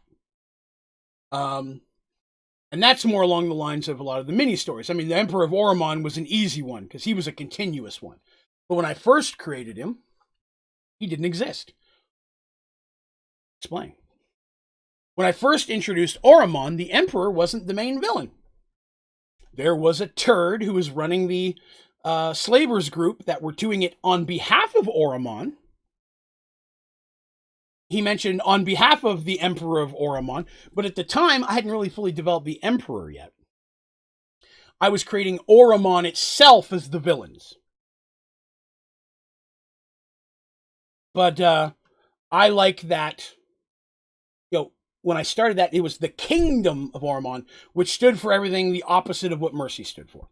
That was the conflict. And so she had to defeat them, so on and so forth, and left with the reminder of they will be back. They will not take lightly this, which is Mercy's motivation for then I have to go back and be there to help protect these people. Because I protected them, but by doing so, I beat the hell out of the hornet's nest. The bees are going to come back. I have to be there when that happens. And that was her motivation. And by the time Oromon started coming back and being a problem, I had created the Emperor with some more long-term goals, things he was shooting for and why he might be doing what he's doing. And if you think about the Emperor, right, he's had a couple goals: ruling the world, right, destroying magic other than clerical magic. He was trying, and this is the big one, to bring Pandora into living avatar form, which is, in some D&D worlds, storylines, if you read the novels and such, becoming an avatar, God can do that whenever they want. Mergedworlds doesn't work like that. Take a physical form on Mergedworlds takes a horrendous amount of power. Even more so for Pandora, because she'd succeeded once before, was defeated, and they broke up her essence and hid it inside the Pandora's boxes, which you'll remember our heroes was the first thing they did after Zoltan brought him back from the dead. They helped the cleric out. They got a box of Pandora, which they were never supposed to do, took it to Paxual. Again, at that point, I knew Pandora was going to be the problem, but I hadn't linked that with Oromon yet. I hadn't created Oromon at that point. This is back before they even knew they knew they had to gather these stones to get the artifacts back. Oromon was well down the road from that. But at that point, Pandora was meant to be a major plot point villain threat for their storyline. Her followers trying to bring her back. Being able to link that with Oromon and giving her that much power, a massive empire that just worships her hardcore, made that easier and much more threatening. Originally, it was going to be like more of a secret underground cult of worshippers that were trying to bring her back. But then you give that power to an emperor. It just made that much more of a larger scale threat on a daily basis, not just a if he succeeds, it's a what's he going to do to get there. So that was always his goal. And if you'll remember, his wife died when he tried to bring Pandora into her body.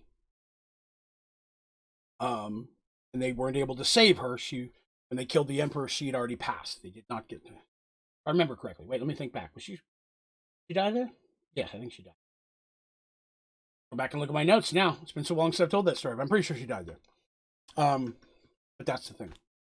So there's a whole of stuff there. But again, storylines. I started with a bad guys, and then I gave them their figurehead. The leader was the Emperor of Oromon, which opened up multiple storylines, all the way going down to what was the big end fight when they went to the Tower of the Gods and fought him on the roof, and the other ones were fighting the dragon, and all that was going on. That was, for that storyline up to that point, that was the boss fight. That was the end of all of that. We're finally going to take out the Emperor. Which they did. Doesn't mean it stopped Oromon. As we know by our current storyline, they're still out there being turds. Turtle asks, what if I do a plot twist that the characters are trying to do actually turned out to be something that would destroy the world? Sure, do it all the time. That's a great thing. Have them be tricked into doing something they think is good, and then it turns out they've set something horrible in motion, and now they have to do all of this stuff to set right what they've done. That's a very classic concept for just fantasy in general. Heck yeah, that's a great idea. Do that, They release a spirit. They find a Pandora's box. They were the only ones who were able to get it out of this stupid locked dungeon, and now it's in play again. And now that's a whole nother thing they have to deal with. That was one of the things where I did the same type of thing. So yeah. That's a great idea. I got nothing wrong with doing something like that. Because again, that gives you something long term. It also gives them personal stake in the situation. We caused this. We have to fix this. There's something we have to do, and maybe that doesn't mean they have to beat somebody really hard, or they got to find other magic items, artifacts, keys, tokens, trinkets, whatever. Got to gather these things. Gathering stuff is one of the most classic and easiest way to run an adventure in D&D. Not sure what else to do. Make them go get some stuff. Sounds silly, but it's true. I need you to gather the 5 stones, the 3 keys. You must find the 8 or the 9 Pandora's box, the 6 missing totems from the kingdom of Jahar. I just made that up. I don't have it. But now I'm aiming with that in the story. You know what I mean? Have them find those things. I use that a lot in Mergedworlds. Very beginning, the Brothers Firemoons get the magical weapons back. Mergedworlds happens. New characters, get the magical weapons back. Big battle. Weapons are lost. Get them back. But to get them back, you got to gather the stones first. Got the stones, got them back, saved the world. Sweet. Are we done gathering things? Heck no. They're going to go fight the Emperor. Tobias says, we need 3 magic artifacts. You groups split up and go looking for those.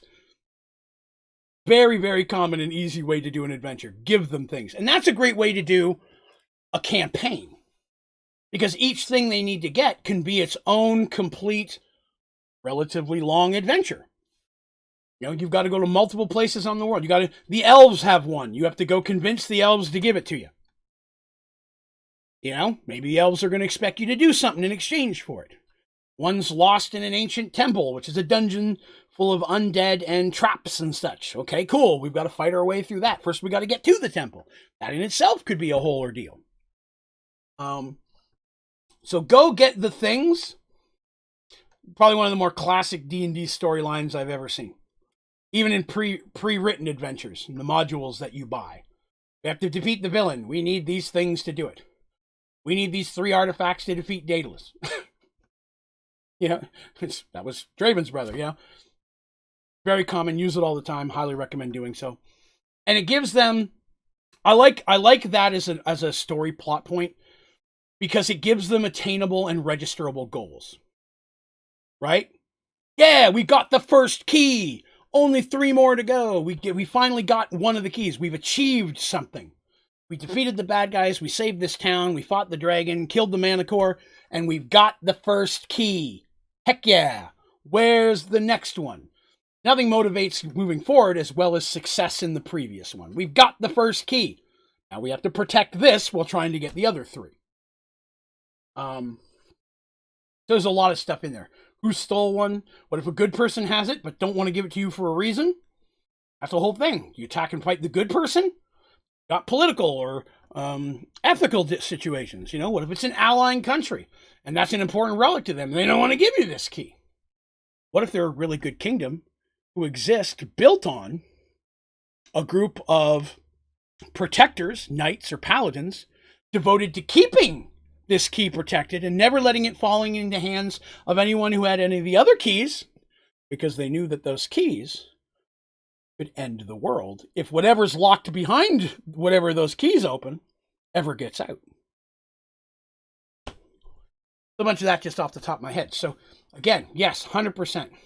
Make them cause the problem that they have to fix in the future. Gives them a personal stake.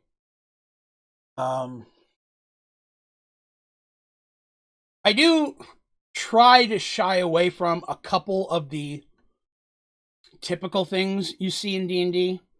I try not to present the lovable, happy NPC who turns out to be the big bad later on down the line. I'm not a fan of that. I'm not a big fan of getting people emotionally invested in this one character only to turn out for that person to be the bad guy. I'm not saying I'll never use it, or I never will, but I don't use it much. It becomes too typical, and if you do use it, your characters stop trusting NPCs. Even though there's no reason why their character may not trust an NPC, they're always looking at them sideways. When are you going to betray us? I don't want that in the adventure. I want them to be able to trust people. In fact, if you follow Mergedworlds, you'll see that I normally do the reverse. It's very often where someone who's thought to be the villain turns out to not be the villain. Or not as bad as you think. Or maybe is also slightly a villain, but also against the main villain. So someone you can ally with even though they're a villain. I like that a lot more. There are 9 villains out there. Which one's really the bad guy? They're all suspect, but who's the main villain? I like that way more. Give you a lot of shady characters and let you try to figure out which one is the real big bad. I find that a bit more rewarding as a DM, and the characters, at least so far in my experience, have always reacted well to that type of situation.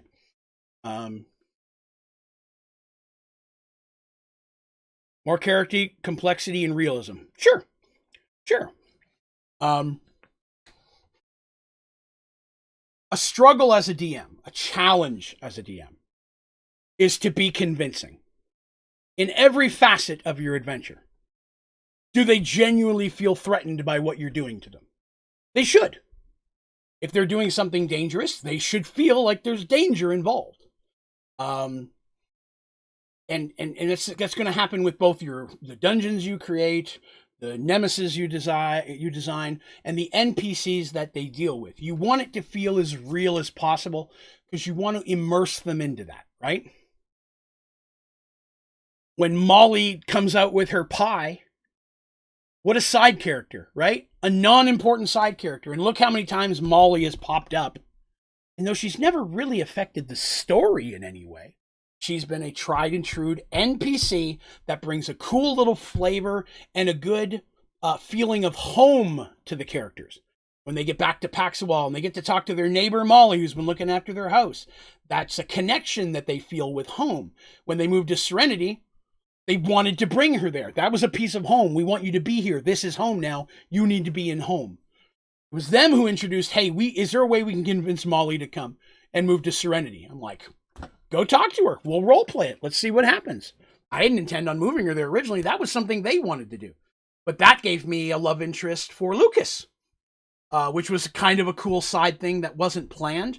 When we were doing the actual game, there was more detail in it than when I told the story.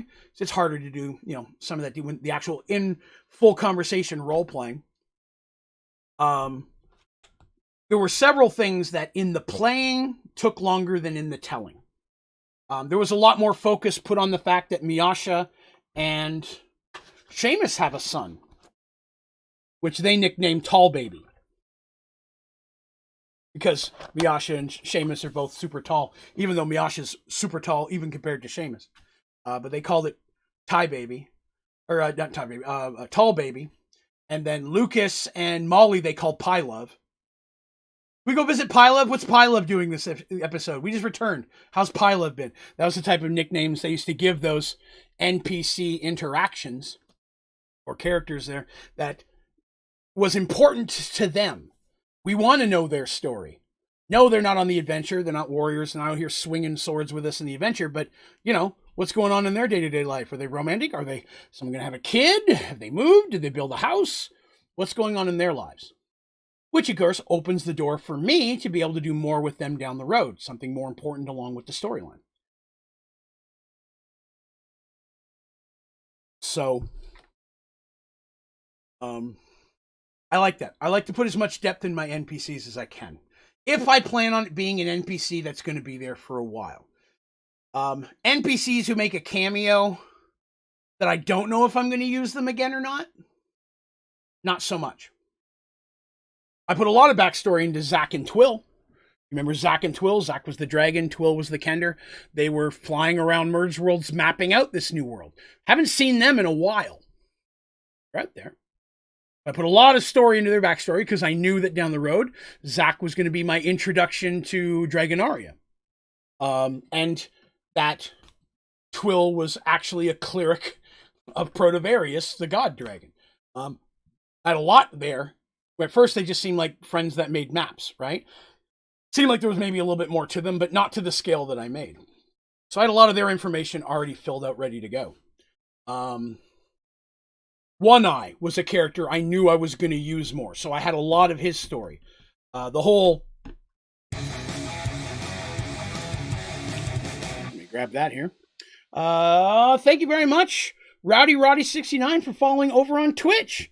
Thank you very much. If you're watching today and you didn't know, I also have a Twitch channel that I stream on 4 and 5 days a week called Onlydraven Gaming, all one word, no space, no underscore. If you have a Twitch account, it'd be awesome if you'd consider giving us a follow over there. I do a lot of different style gaming streams over there. Right now I'm streaming through all the Witcher games, so there's still fantasy-based stuff, as well as other games. A lot of crafting games like Subnautica and 7 Days to Die, things like that. Survival, crafting, horror. But yeah, I do that too. So, So NPCs, when you're creating your adventure, there's a few things that I recommend starting with, right? Here we get to the meat and potatoes of the adventure, or of the episode. A couple things you need to know. You need to know what the resolution is going to be. What is the end game of this adventure you're writing? Are they going to beat the bad guy? Are they going to find the missing thing? Are they going to return the kidnapped so-and-so? Free the kingdom? What is the end goal of the characters at the end of this adventure? Is it a small goal? Is it a large goal? Is it part one of a goal? Right? Like we talked about with the 4 keys kind of thing. Knowing what the end resolution is, you have an endpoint you're traveling to. And so imagine you're going on a trip, right? You're going to drive somewhere. You know you're going to go somewhere. There could be 100 different ways to get to that city. But if you don't know what city you're going to, you're not going to have any idea what road options you have, right? Going south to whatever city's south of you, you're probably not going to drive north. Could you get there by going north first? Probably. But why? That's silly. There's 100 ways south you can go. So you need to know what the end position is. Once you know what the end goal is, how do they achieve that? Right? So use those same kind of examples, right? So let's just say they have to defeat the big bad. Okay? You need a big bad. Right? They're trying to fight a bad guy. Maybe it's a wizard, maybe it's a lich, maybe it's a dragon, whatever the case. What is that big bad they have to fight? What is that big bad doing that's causing them to fight them? And what is that big bad's capabilities? Even their motivations and stuff, you could wait a little bit on as you're building the story. You can build into that. But what are their capabilities? They have a whole army of minions at their disposal, or are they working alone? That's going to determine how your adventure goes. If they're working alone and you want to have combat, you have to come up with unrelated combat before they can get there. They're traveling across the country to get there. They got to fight an owl bear. There's some brigands that try to get them. You know what I mean? They come across whatever, a wyvern in a cave. There's miscellaneous monsters they have to fight to get there. That type of situation unlocks a lot of freedom, because if you're traveling across the country, just very few things you can't pull out of your monster manual and say, okay, you're going to fight this. But if they're walking 5 feet to the entrance of a tunnel, and that tunnel goes 10 feet and opens into the door of a long-lost temple, now you got to be a bit pickier about what they're going to deal with on the way. I've mentioned this many times before. If this temple, no one's been in 1,000 years, there's nothing inside that they can fight that's alive. How are they still alive? What are they eating, drinking, breathing? You know, you have to explain why those things are in there and still fightable. And not doing that can really hurt the immersion of your characters, of your players, because those little sneaky pockets of unreasonable reality will pull them out a little bit. You do too much of that, and they're going to have a harder time connecting to their characters in the story, feeling like they are the characters. It's not to say you can't do funky stuff. It's a world where there's magic. You know, they're going to fight a barbarian that's been in some type of stasis spell for 1,000 years. Okay, cool. You got to explain why that exists. Is there an evil lich a vampire lich that's been sleeping here, or cast a spell on several, powerful villains? Let's just say hypothetically, at the end of this temple is a mummy that's overwhelmingly powerful that only rises every few thousand years, and when it does, it wipes out thousands of people, sucking out their life energy, ruling horribly a world of hell for 100 years, then it goes back to sleep for a couple thousand years. Okay, we know he's going to wake up in 6 months. We got to get down there and find a way to beat him before he gets up and wipes out thousands of people by sucking out their life energy. Now I've walked inside this temple that he lives in. He's not gotten up in a couple thousand years, alive in there. What are they going to fight? Undead's the easiest answer in those situations. That's why you find so much undead in old temples and such, because a zombie doesn't need to eat. You said before, unless they have sandwiches. Mighty good sandwiches. Hero sandwiches, some might say. Make it realistic as much as you can. Now, the stasis spell, great plot twist right there. What if you have to fight a powerful wizard, powerful cleric, powerful barbarian, and an assassin? Each one in a magical stasis spell, and you have to get past each one. Why? It's real easy. That's the last 4 heroes that came in here and tried to kill him. They didn't win. So instead of killing him, basically took over their minds and made them his new defenders, locking them into a stasis spell. You really want to screw with their minds? Stasis, but they're conscious the whole time. The last 1,000 years, that wizard and barbarian and assassin, who's really just a rogue, that cleric, have been sitting there trapped inside their own bodies, unable to move, unable to speak, only to think. Now, unless they're an elf, or any of the shorter-lived races, then when they come out of there, that stasis spell, it is safe to assume they're probably insane. Their mind has snapped. After 1,000 years of that, anyone would go crazy. So maybe there was a rumor that the last ones that went into it never came back, so they were assumed dead. Now your PCs are in a pickle. What if they can be saved? Do I really want to kill them? Extra plot point if you want to. But that's an easy way of explaining why they were in there. And why they're just attacking all crazy hodgepodge at you the second they became free. Because they're insane. So that's kind of fun.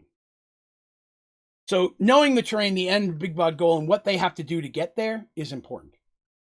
Then after that, you have to figure out are they going to get any help? Right? Are there going to be NPCs along the way? Could be something as simple as they get an important piece of information from an innkeeper at the inn. Give the inn a name. Give the innkeeper a name. Don't need much more than that. You make him an off race from the surrounding area. He's a dwarf innkeeper in a land that's mostly human. You can throw a little reason why he's in there. Maybe he was banished from dwarves for something when he was younger and he's been making a living out here. Got a human wife at this point. He owns this thing. Who knows? But who's going to help along the way? Are there going to be any NPCs that join them on the adventure? That's a big one. Because if you're going to put an NPC in there to be part of the adventure, give them some depth. Give them a little bit of personality. Early in my DMing career, I made the mistake of saying, you don't have a mage? Cool, I put a mage in there. And all he does is cast spells when spells are needed. Never talked. He never really helped. Didn't have any motivation. He was just there. Once I started giving that character an active role, everybody had more fun. Especially if I make him a little silly or give him a little quirk, make something about him that stands out, adding that little bit of extra to someone who's going to be with them the whole adventure, that helps.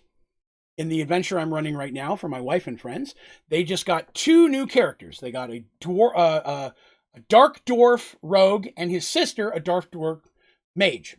They've only got a little touch of them so far, because I introduced them near the end of the last adventure. They learned that they're reliable, and they joined up to the adventure. In this next adventure, it gives me the opportunity to talk about their motivations, their backstories in a lot more depth, and to start giving them their personalities, right? One of them could be all like, hey, how's it going? Good morning, everybody. I made pie. And the other could be like, I'm only with you for now, and yet they're siblings. I don't like you, but my sister trusts you, It could be one of those things. I'm not saying that's how it's going to be, but I'm giving you an example. That's a great way personality. I don't want to be a part of this group, but I have to protect my little sister. And if she says we need to be here, so what? Okay, we're going to do that, even though I don't like you that much. And maybe over time, begrudgingly, you'll win me over, right? I'm not doing that, actually. But as an example, that's something you could do. Gives them some quirks and some personality.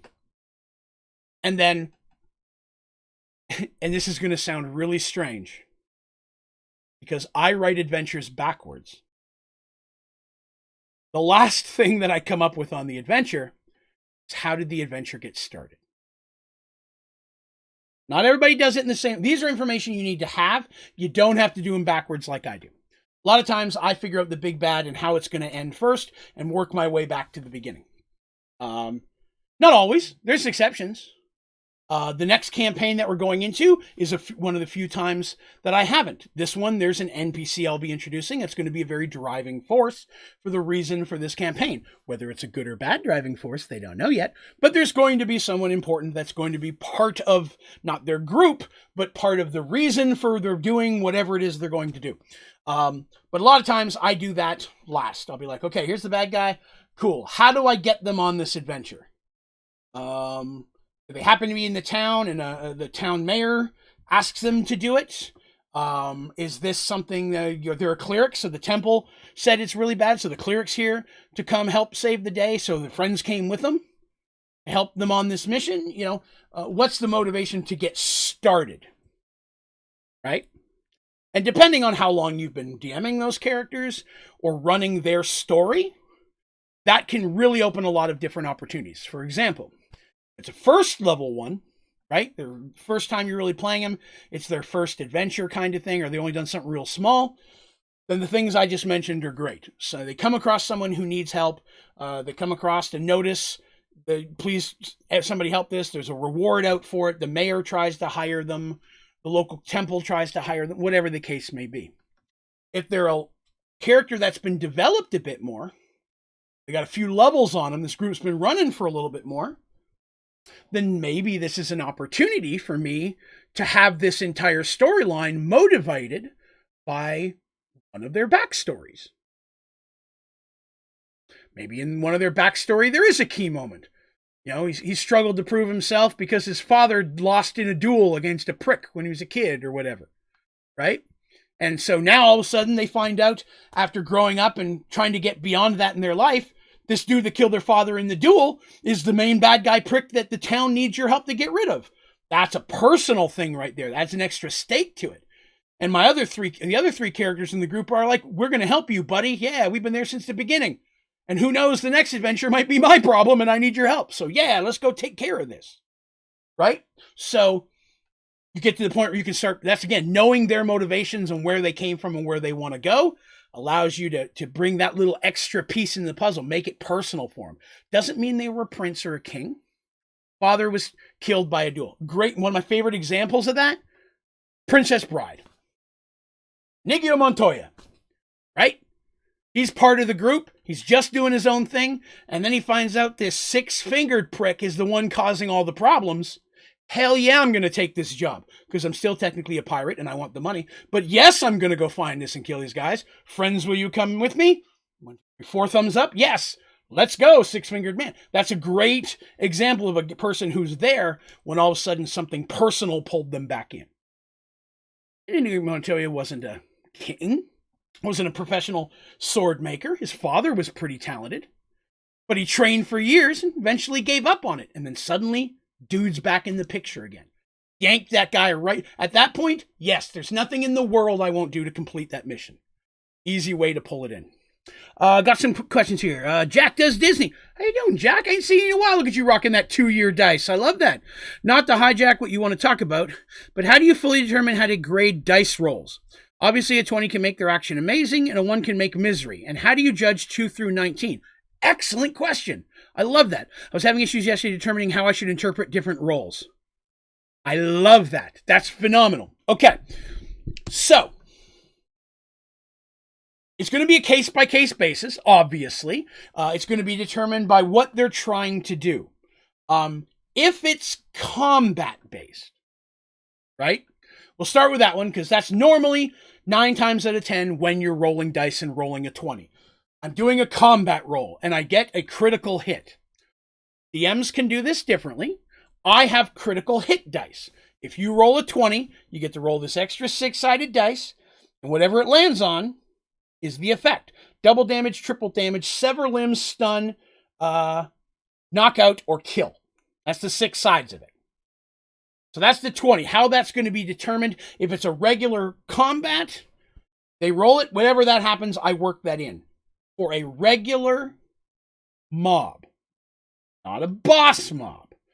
Boss fights, very often, I will say, taking out the critical hit dice. If you roll critical, you flip a coin. Heads is double damage, tails is triple damage. You got one of those two things. Not cutting his arm off. You're not going to kill him in one hit. They're just too powerful for you to do that. But if I do that, then on the flip side of that, my critical one, I have a dice for that. Hit self, hit ally, drop weapon, break weapon, fall, knock yourself unconscious. If I'm going to limit what they can get on the 20, I'm going to limit the 1 as well. I'm going to take out the worst ones. No, you're not knocking yourself out. No, you're not breaking your weapon. You might hit yourself. You might drop your weapon. You might accidentally hit an ally. Because that could happen. You're making your fight in combat and a person tries to jump in and help and they accidentally get in the way. You accidentally stab your friend. It's not that you did it on purpose. They just got in the way of your attack. That can happen. You're not coordinated, you know. So on a regular fight, especially, that's how I resolve that. Now, 2 through 19. That's a little bit harder. For combat rolls, nothing. Nothing special. You either hit or you don't. 2 through 19. You either hit or you miss. If you miss, you miss. You hit, you hit. That's fine. I'm done with that. 1 and a 20 are the exceptions. That's when something special happens. But on a combat roll, 2 through 19, nothing at all. Unless you're specifically trying to make a called shot. I'm not sure how called shots work in 5th edition. So again, please be prepared. I'm referencing how I do it with 2nd edition. If you're saying, I'm doing a called shot, I want to shoot the dragon in the eyeball. Not just shoot the dragon, but shoot him in the eyeball. What do you need to hit? 15. Okay. Need an 18 to hit the eyeball. If you hit 15, you still hit him. You still do damage, whatever your damage would be. But if you hit an 18, you get the eyeball. And then I determine what that causes. And that'll be dependent on what you're trying. I'm trying to blind the dragon so we can escape. Okay, you may have a moment or two of free rounds while the dragon's like, frick, my eye. You have a minute. Maybe everybody gets a free round to do something. We'll decide that based on why you're doing the called shot and what your called shot is doing. But the called shot should be more challenging. You know? And that difficulty should be based on the difficulty of the called shot. I want to shoot that dragon in the eyeball. Shoot that human in the eyeball. That human eyeball is way smaller. It's going to be harder to hit the human eyeball than it is to get the dragon eyeball, which is the size of a shield. So, you know, determine it that way. Try to be consistent as much as possible. That's not a bad time for you as a DM to keep notes of that adventure. Shoot dragon and eyeball called shot. Required an 18. Jot that down. Down the road, someone's like, hey, I want to do a called shot. What do you want to hit? This dragon's eyeball. Hang on a minute. Historically, you have to do an 18 with that. You know, keeps it a little more consistent for you. People will have an idea what the difficulty is before they even ask. Can I do a called shot? No, the dragon's too far away. You just can't hit it directly that way. So establishing what they need to roll before they roll can help to make it seem fair towards players. Very much so. Because then you're not saying, no, that wasn't good enough. Because then they don't know if you were ever going to intend to let them do it anyways. Doesn't matter what they rolled. You could have been said, nope, that's not good enough. I like to give them the information ahead of time. I want to do this. Can I do this? And sometimes the answer is, no, you can't do this. I want to shoot him in the eyeball. No, he's a mile away. Your bow has a range of 200 yards. You are not going to get him in the eyeball. You're not even going to get him. And there's nothing in the world, even with a 20, that's going to let you shoot an arrow 4 times further than what an arrow can go. It's a magic arrow, and then it's a whole nother question. But a regular arrow, no. So the first question is, yes or no? Is it even possible they can do it? Yes. What do they need to do it? Give them that number ahead of time. So that way, if they roll, they may be disappointed, but they know that it was fair. Well, I didn't hit the 18, but I still hit to hit, so I get to roll damage. You know what I mean? It's not like, it's not, I shot for the eye. Maybe I got him in the cheek. Still going to do cheek damage. The same as shooting the dragon anywhere else, I would assume. So it may only do small damage or part damage, but they still get to do something. And if they just rolled a miss, It would have been the same whether they called a called shot or not. A miss is still a miss. It just doesn't matter. And I don't punish people for missing a called shot. 99% of the time. To everything I say, there's always an exception. I want to shoot that person in the eye. But he's standing there with the princess with a knife at her throat, and all I can see is his head. All right, I'm going to tell you this right now. You need 18 to hit him in the eye. A 15 is a hit, but if you roll under 5, you shot the princess. I'm going to tell you that right now. So make sure you want to do this. Give them the odds and then let them say, okay, I'm not going to do that after all. Yeah, I thought you might not want to shoot the princess, but they get to look at their numbers. Okay, I've got an arrow, I've got a +2. I think I can make this. They get to take that gamble, but they deal with the repercussions of their actions. But yes, setting that up ahead of time, letting them know what the benchmarks are before, is going to let it feel more fair to them that you're not moving the goalpost after they roll, because then they're going to lose faith in you as a DM. They're going to be like, yeah, I don't think whatever number I rolled, he was going to let me do that. He's let me roll for no reason, wasting my time and building up my hopes. Give him a number. And that way, you've also set that bar. 5 rounds later, can I try a called shot again? Yeah, you're standing in the same place, same number. I roll an 18. Okay, they can do it every round. I'm hit him in the cheek 3 times. Aha, I finally got the eye. You hit the eye. Doesn't mean you did critical damage. If you hit a 20 on a called shot, then you hit exactly what you wanted to, and you get the added extras. Man, it went so far into his eye, the eye completely popped. That eye is useless, which means now he has a negative because he's never had to fight with one eye. He has a depth perception issue, so only having one eye means if this is a character who's a ranged character with a bow or a dagger thrower, now they get a huge negative because they're trying to throw depth with only one eye. And let me tell you, that makes a huge difference. Having one eye and trying to do something at range or targeted is much more challenging if you haven't had to deal with that. People who wear an eye patch and they lost an eye 5 years ago have learned to live with that and have adjusted for it. But person who just lost their eye in combat, not so much. That's going to have okay, you popped their eye, so now you did an extra point of damage, but they have a -5 on every attack they try to make because all they do is shoot arrows and throw daggers. Sweet, I did something that's really going to help out the party. I didn't defeat him. I didn't hit him in one shot. The arrow didn't go through his eyeball, hit his brain, and I'm the hero, David and Goliath. But I did something extra cool. It gives me a bragging rights because I pulled off something awesome, and it helped my party because now it's harder for that person to hit my friends. So my friends are all going to be like, good roll, man. That's awesome. They congratulate. You've helped us all in a special way. So, and that may inspire them as a player to try to look for situations like that in the future. That can become part of their character's development. Okay, I'm the called shot. That's me. I'm always looking for ways now. What can I do to this character? Maybe I can't kill him, but what can I do that would make it harder for him to fight? I got a crossbow. I'm going to shoot him in the knee. Can I bust his kneecap? Yes, you can. That dude is not moving around very fast. Okay, now he has a negative to his dexterity. Now he has a hard time moving in combat. He has instead of him getting a negative, you get a plus because he's harder for him to dodge. So I'm the guy now who's trying to maim people. I'm trying to do things to these characters that make it harder for them to fight. I'm not necessarily trying to one-hit kill, but I'm making it more difficult for that person to be a threat to us. And that in itself is basically makes your character a debuffer class. The type of character that casts a debuff, which historically are more mages and clerics, casting spells so they can't do stuff on me. But a ranger, or a fighter who's a bow specialist, or a knife-throwing rogue, can be that type of guy. I'm doing stuff to make it harder for you to be a threat. Tons of fun there. Now, Jim points up the good thing. So with his with martial arts skill in 2nd edition, there is a chart that's set up. And you roll the hit. And whatever number you roll, it says what that move is. Haymaker, a kick, you know what I mean? It's like a martial arts chart. And so it will determine the move that you successfully pulled off.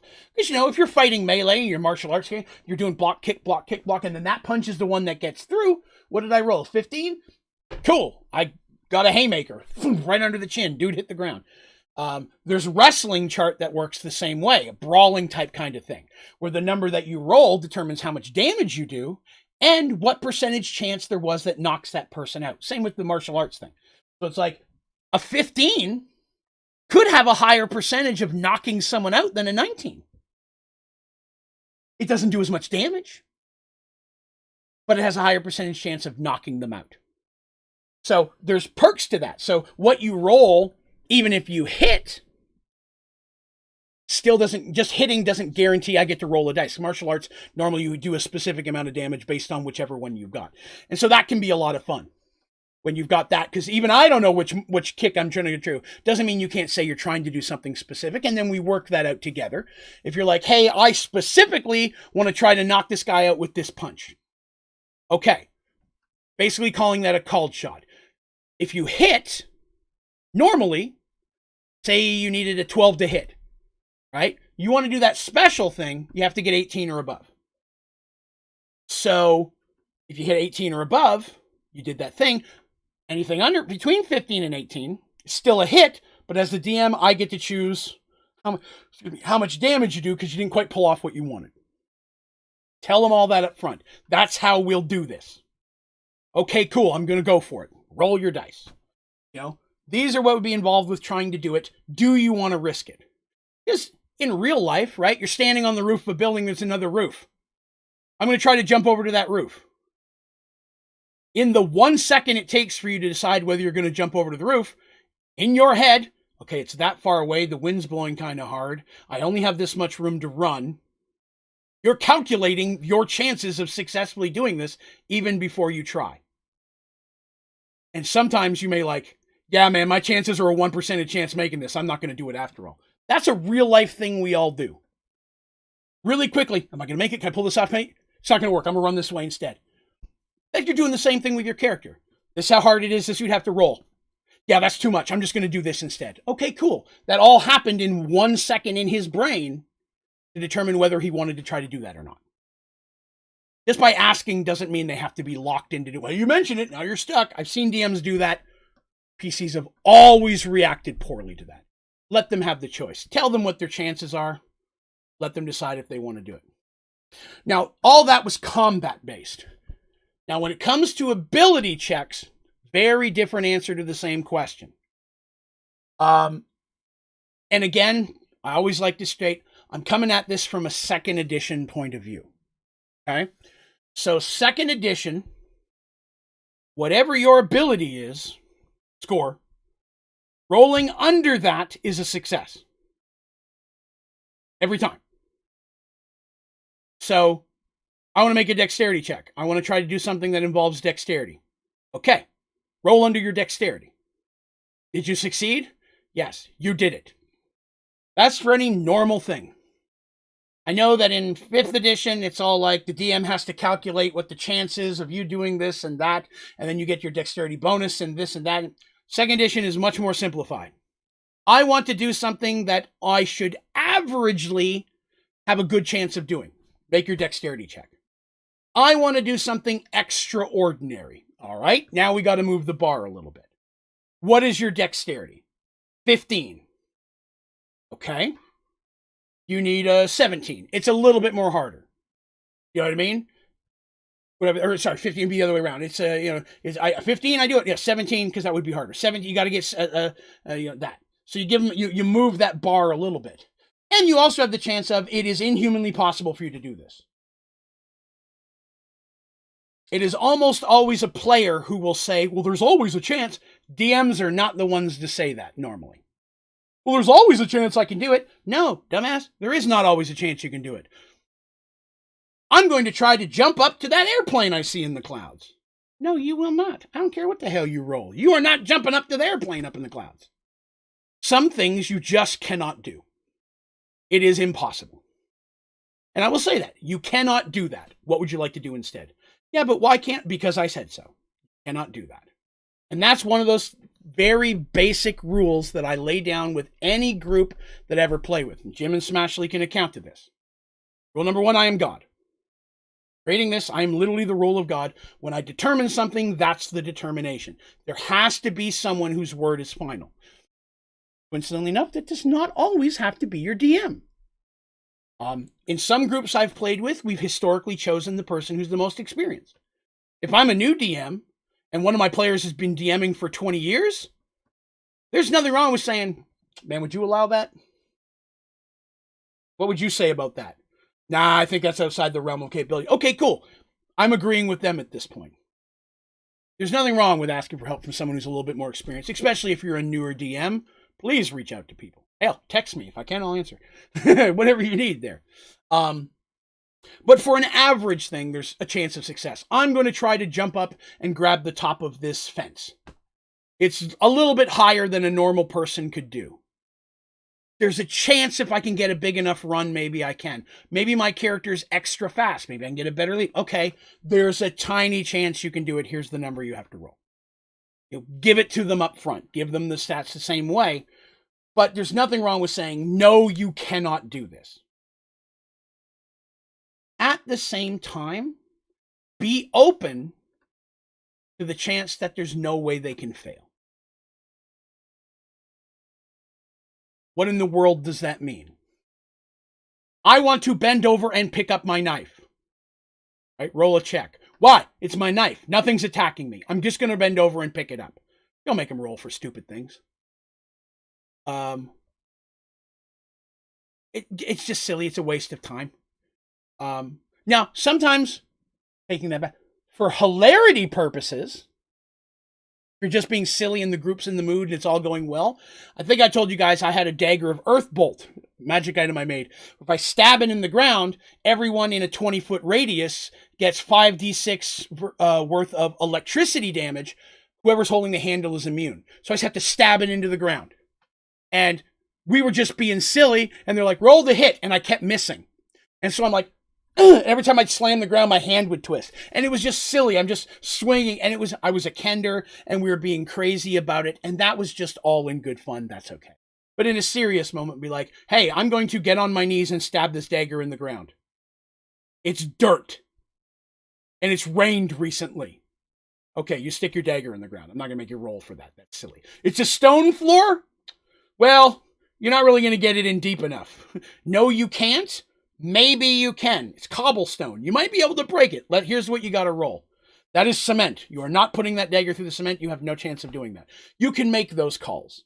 But if you're going to do a limitation one way, be sure to limit the other side of that as well. No, you can't do this super cool thing. I'm also going to take away some of the super bad thing, just so it seems a bit more fair. Keep that as level as you can, and your players will appreciate it more. But as for judging the numbers in between, outside of a critical hit or a critical failure, I usually don't. You either succeed or you don't, unless you're trying to do something specific or special. It's just a regular combat roll. Whether you miss by rolling a 2 or miss by rolling 11, man, you just missed. That's it. Didn't miss horribly. You didn't roll a 1. You just missed. He either dodged it. Maybe he just parried your blow. I swing my sword at you and you put your sword up. Whether I hit that sword with an 11 or a 2, you're still stopping my sword. So I don't feel that there's a lot of need to give a different difficulty level per number that they roll. Set the bar fair, but try to set it consistent. And as always, like I always like to say, exception to every rule.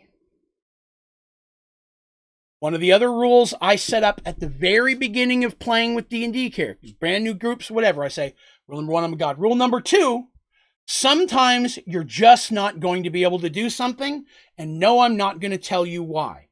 Sometimes the thing you want to do that I say no, you can't do is something I've let you do before. No, I'm not going to tell you why. Maybe there's something that's keeping you from doing that. And I can't tell you.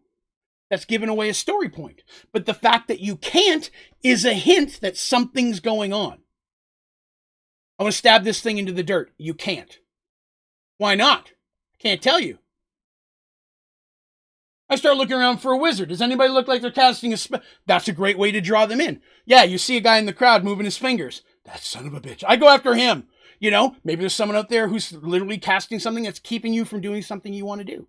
So that's a great way of bringing something else into the story.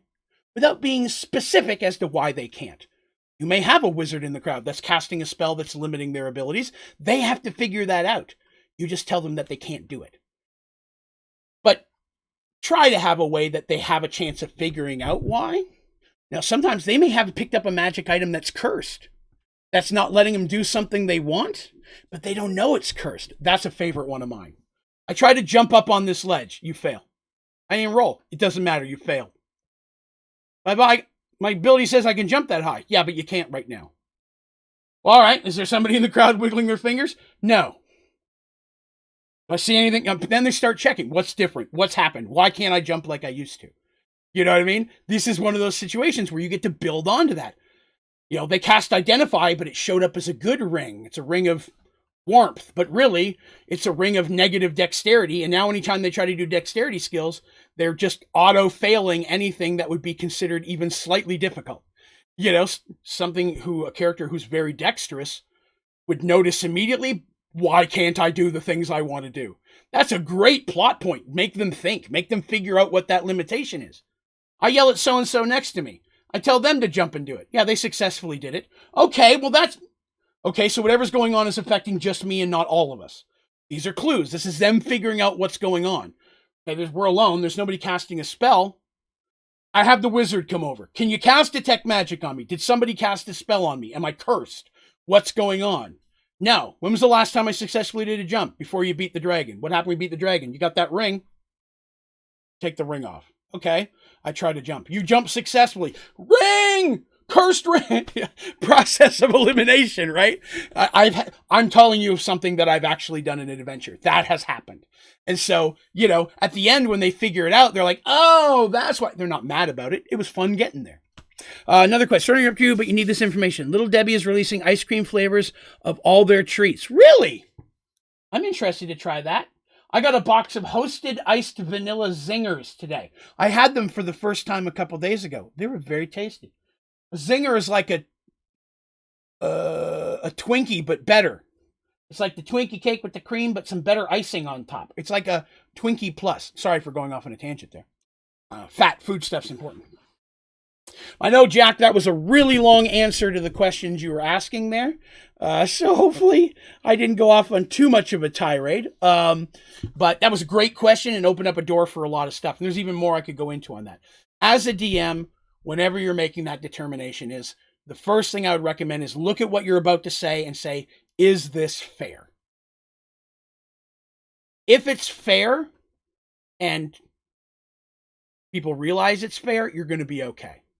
If you think it's fair and 4 other people think it's fair and one person doesn't think it's fair, maybe after the adventure you need to step back with them and talk to them and be like, listen, I know you were kind of butthurt about this and you were a little upset about that, but everybody else, they all were kind of on the same mindset there. We all understood it. Let me just explain to you my mindset, why I got that way. Explain it. This is why I'm saying that. This is why it wouldn't work. You know? No, you can't jump to an airplane. You know, what you're asking for is just outside of the realm of possibility. That's not to say it can't become possibility. You want to be able to do that? You need to find a magic item that'll let you do it. You need to find a wizard who can create a magic item to let you do it. That could be a whole story arc for that character. Really? I could have a wizard make a ring that would let me jump that extra high? Yeah, you could. You have to find a wizard who can do it. And then he's going to tell you what it's going to cost and what you need. Then it could be expensive. He may need some really rare stuff. So while they're out doing the adventures, you get some loot. Hey, what's in the loot? This, and that. Did you say an emerald? Is it worth at least 500 gold? Yes, I need one of those. I'll let you take anything you want if I can have. Now he's got a reason to look for specific things. So I need an emerald for this ring. That can be a point. You want this ability. You can't do it now. The door is open for potential.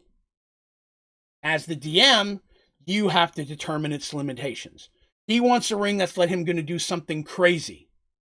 Okay, you can make the ring. It's going to be real expensive. It's going to take a while to get the stuff. And once you get it, at best, you can use it once a day. Or once you use it, you have to wait 24 hours before you can use it again. It's got a cooldown. Cooldowns are great. Use cooldowns. That's a great way of limiting abilities if somebody wants to do something. It's a great ring. Does something awesome once a day.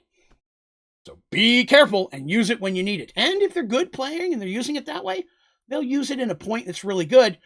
The only downside is as a DM, you've got to remember they got that.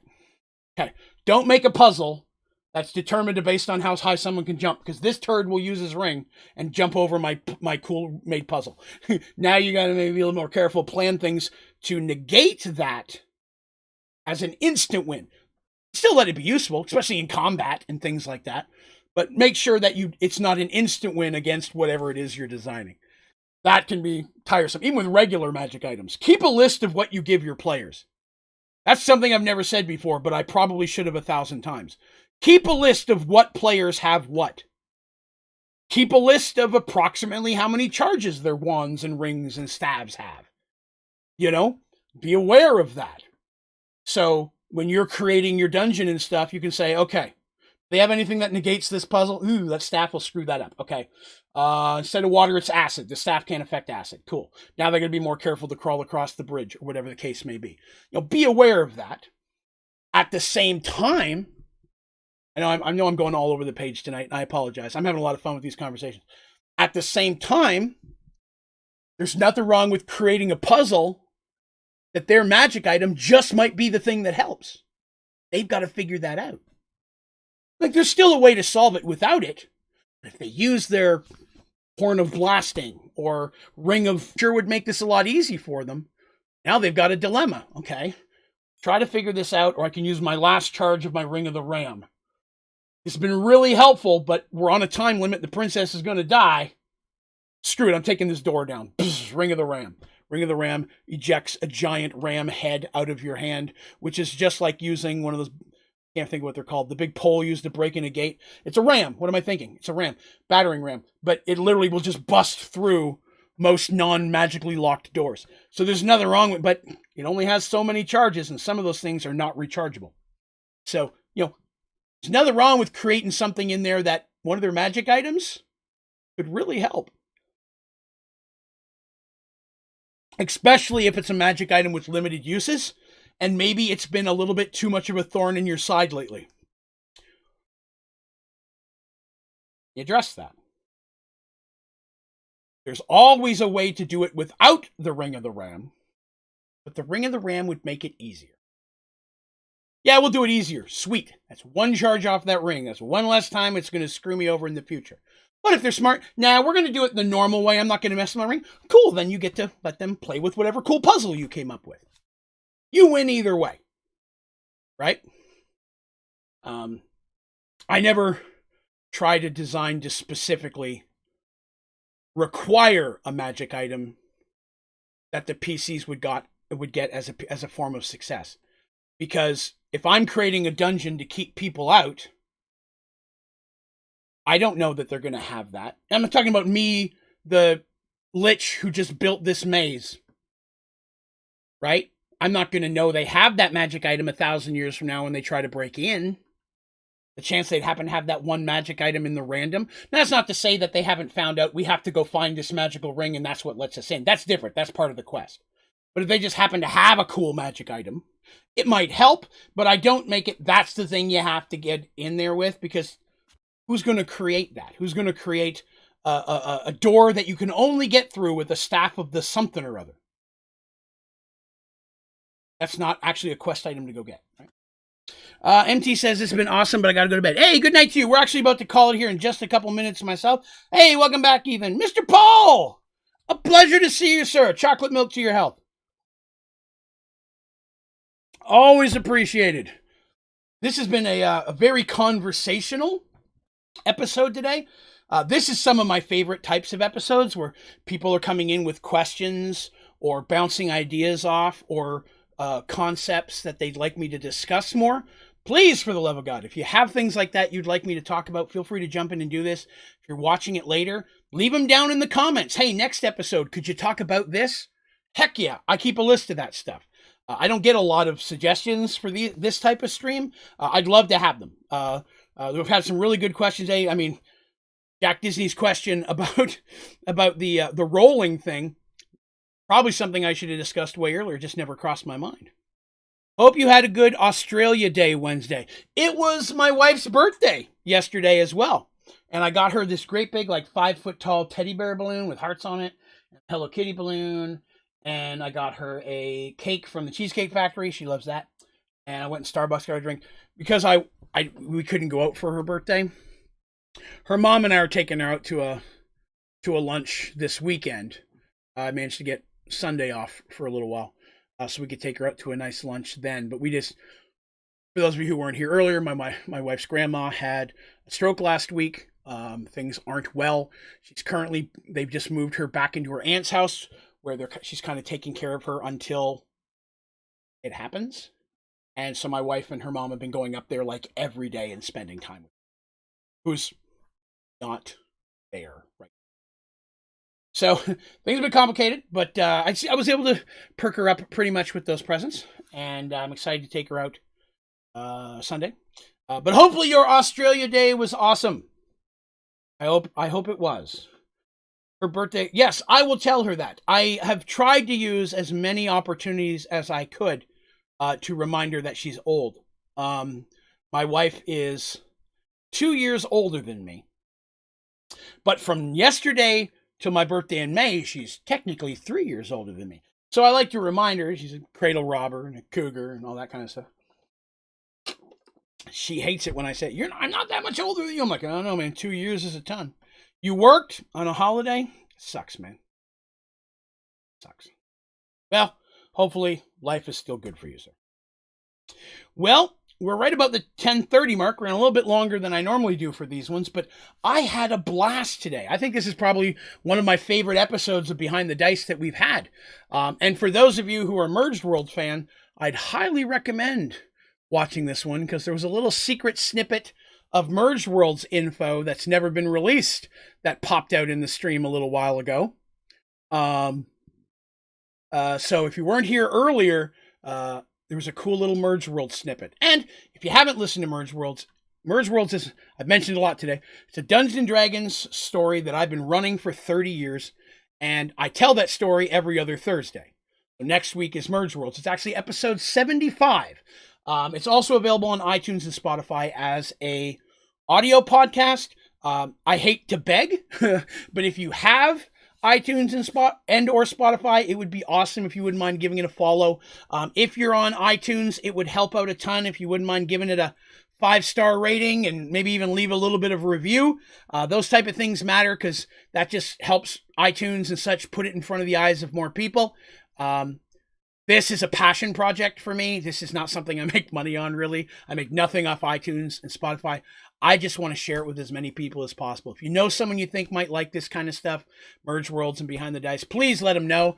And if you have an iTunes or Spotify, it'd be awesome if you wouldn't mind swinging by there and giving it a follow, a rating, or a review. But thank you all for coming. I've had a blast today. Hopefully 2 weeks from now, we'll do another one of these and maybe have some more questions like this. Swing on by. If you've been DMing since then, you've been playing since then, tell me a little bit about how things went. Were there things you would like to have done different or things you'd like my opinion on? Please, I'd love that. But I am going to call it a day because my throat's starting to give out. But I had a blast. I hope you all have a wonderful day. I'll be back tomorrow, but I'll be over on Twitch, 9:30 p.m. Eastern. We're jumping back into The Witcher, doing a playthrough of all 3 Witcher games over there. So swing on by. But thank you all for coming by. It's been a blast. Thank you for liking and following and subscribing to the channel. It means a ton. And I hope you all have a wonderful week and a wonderful rest of your Australia Day week for those of you down under. All right? I will talk to you all later.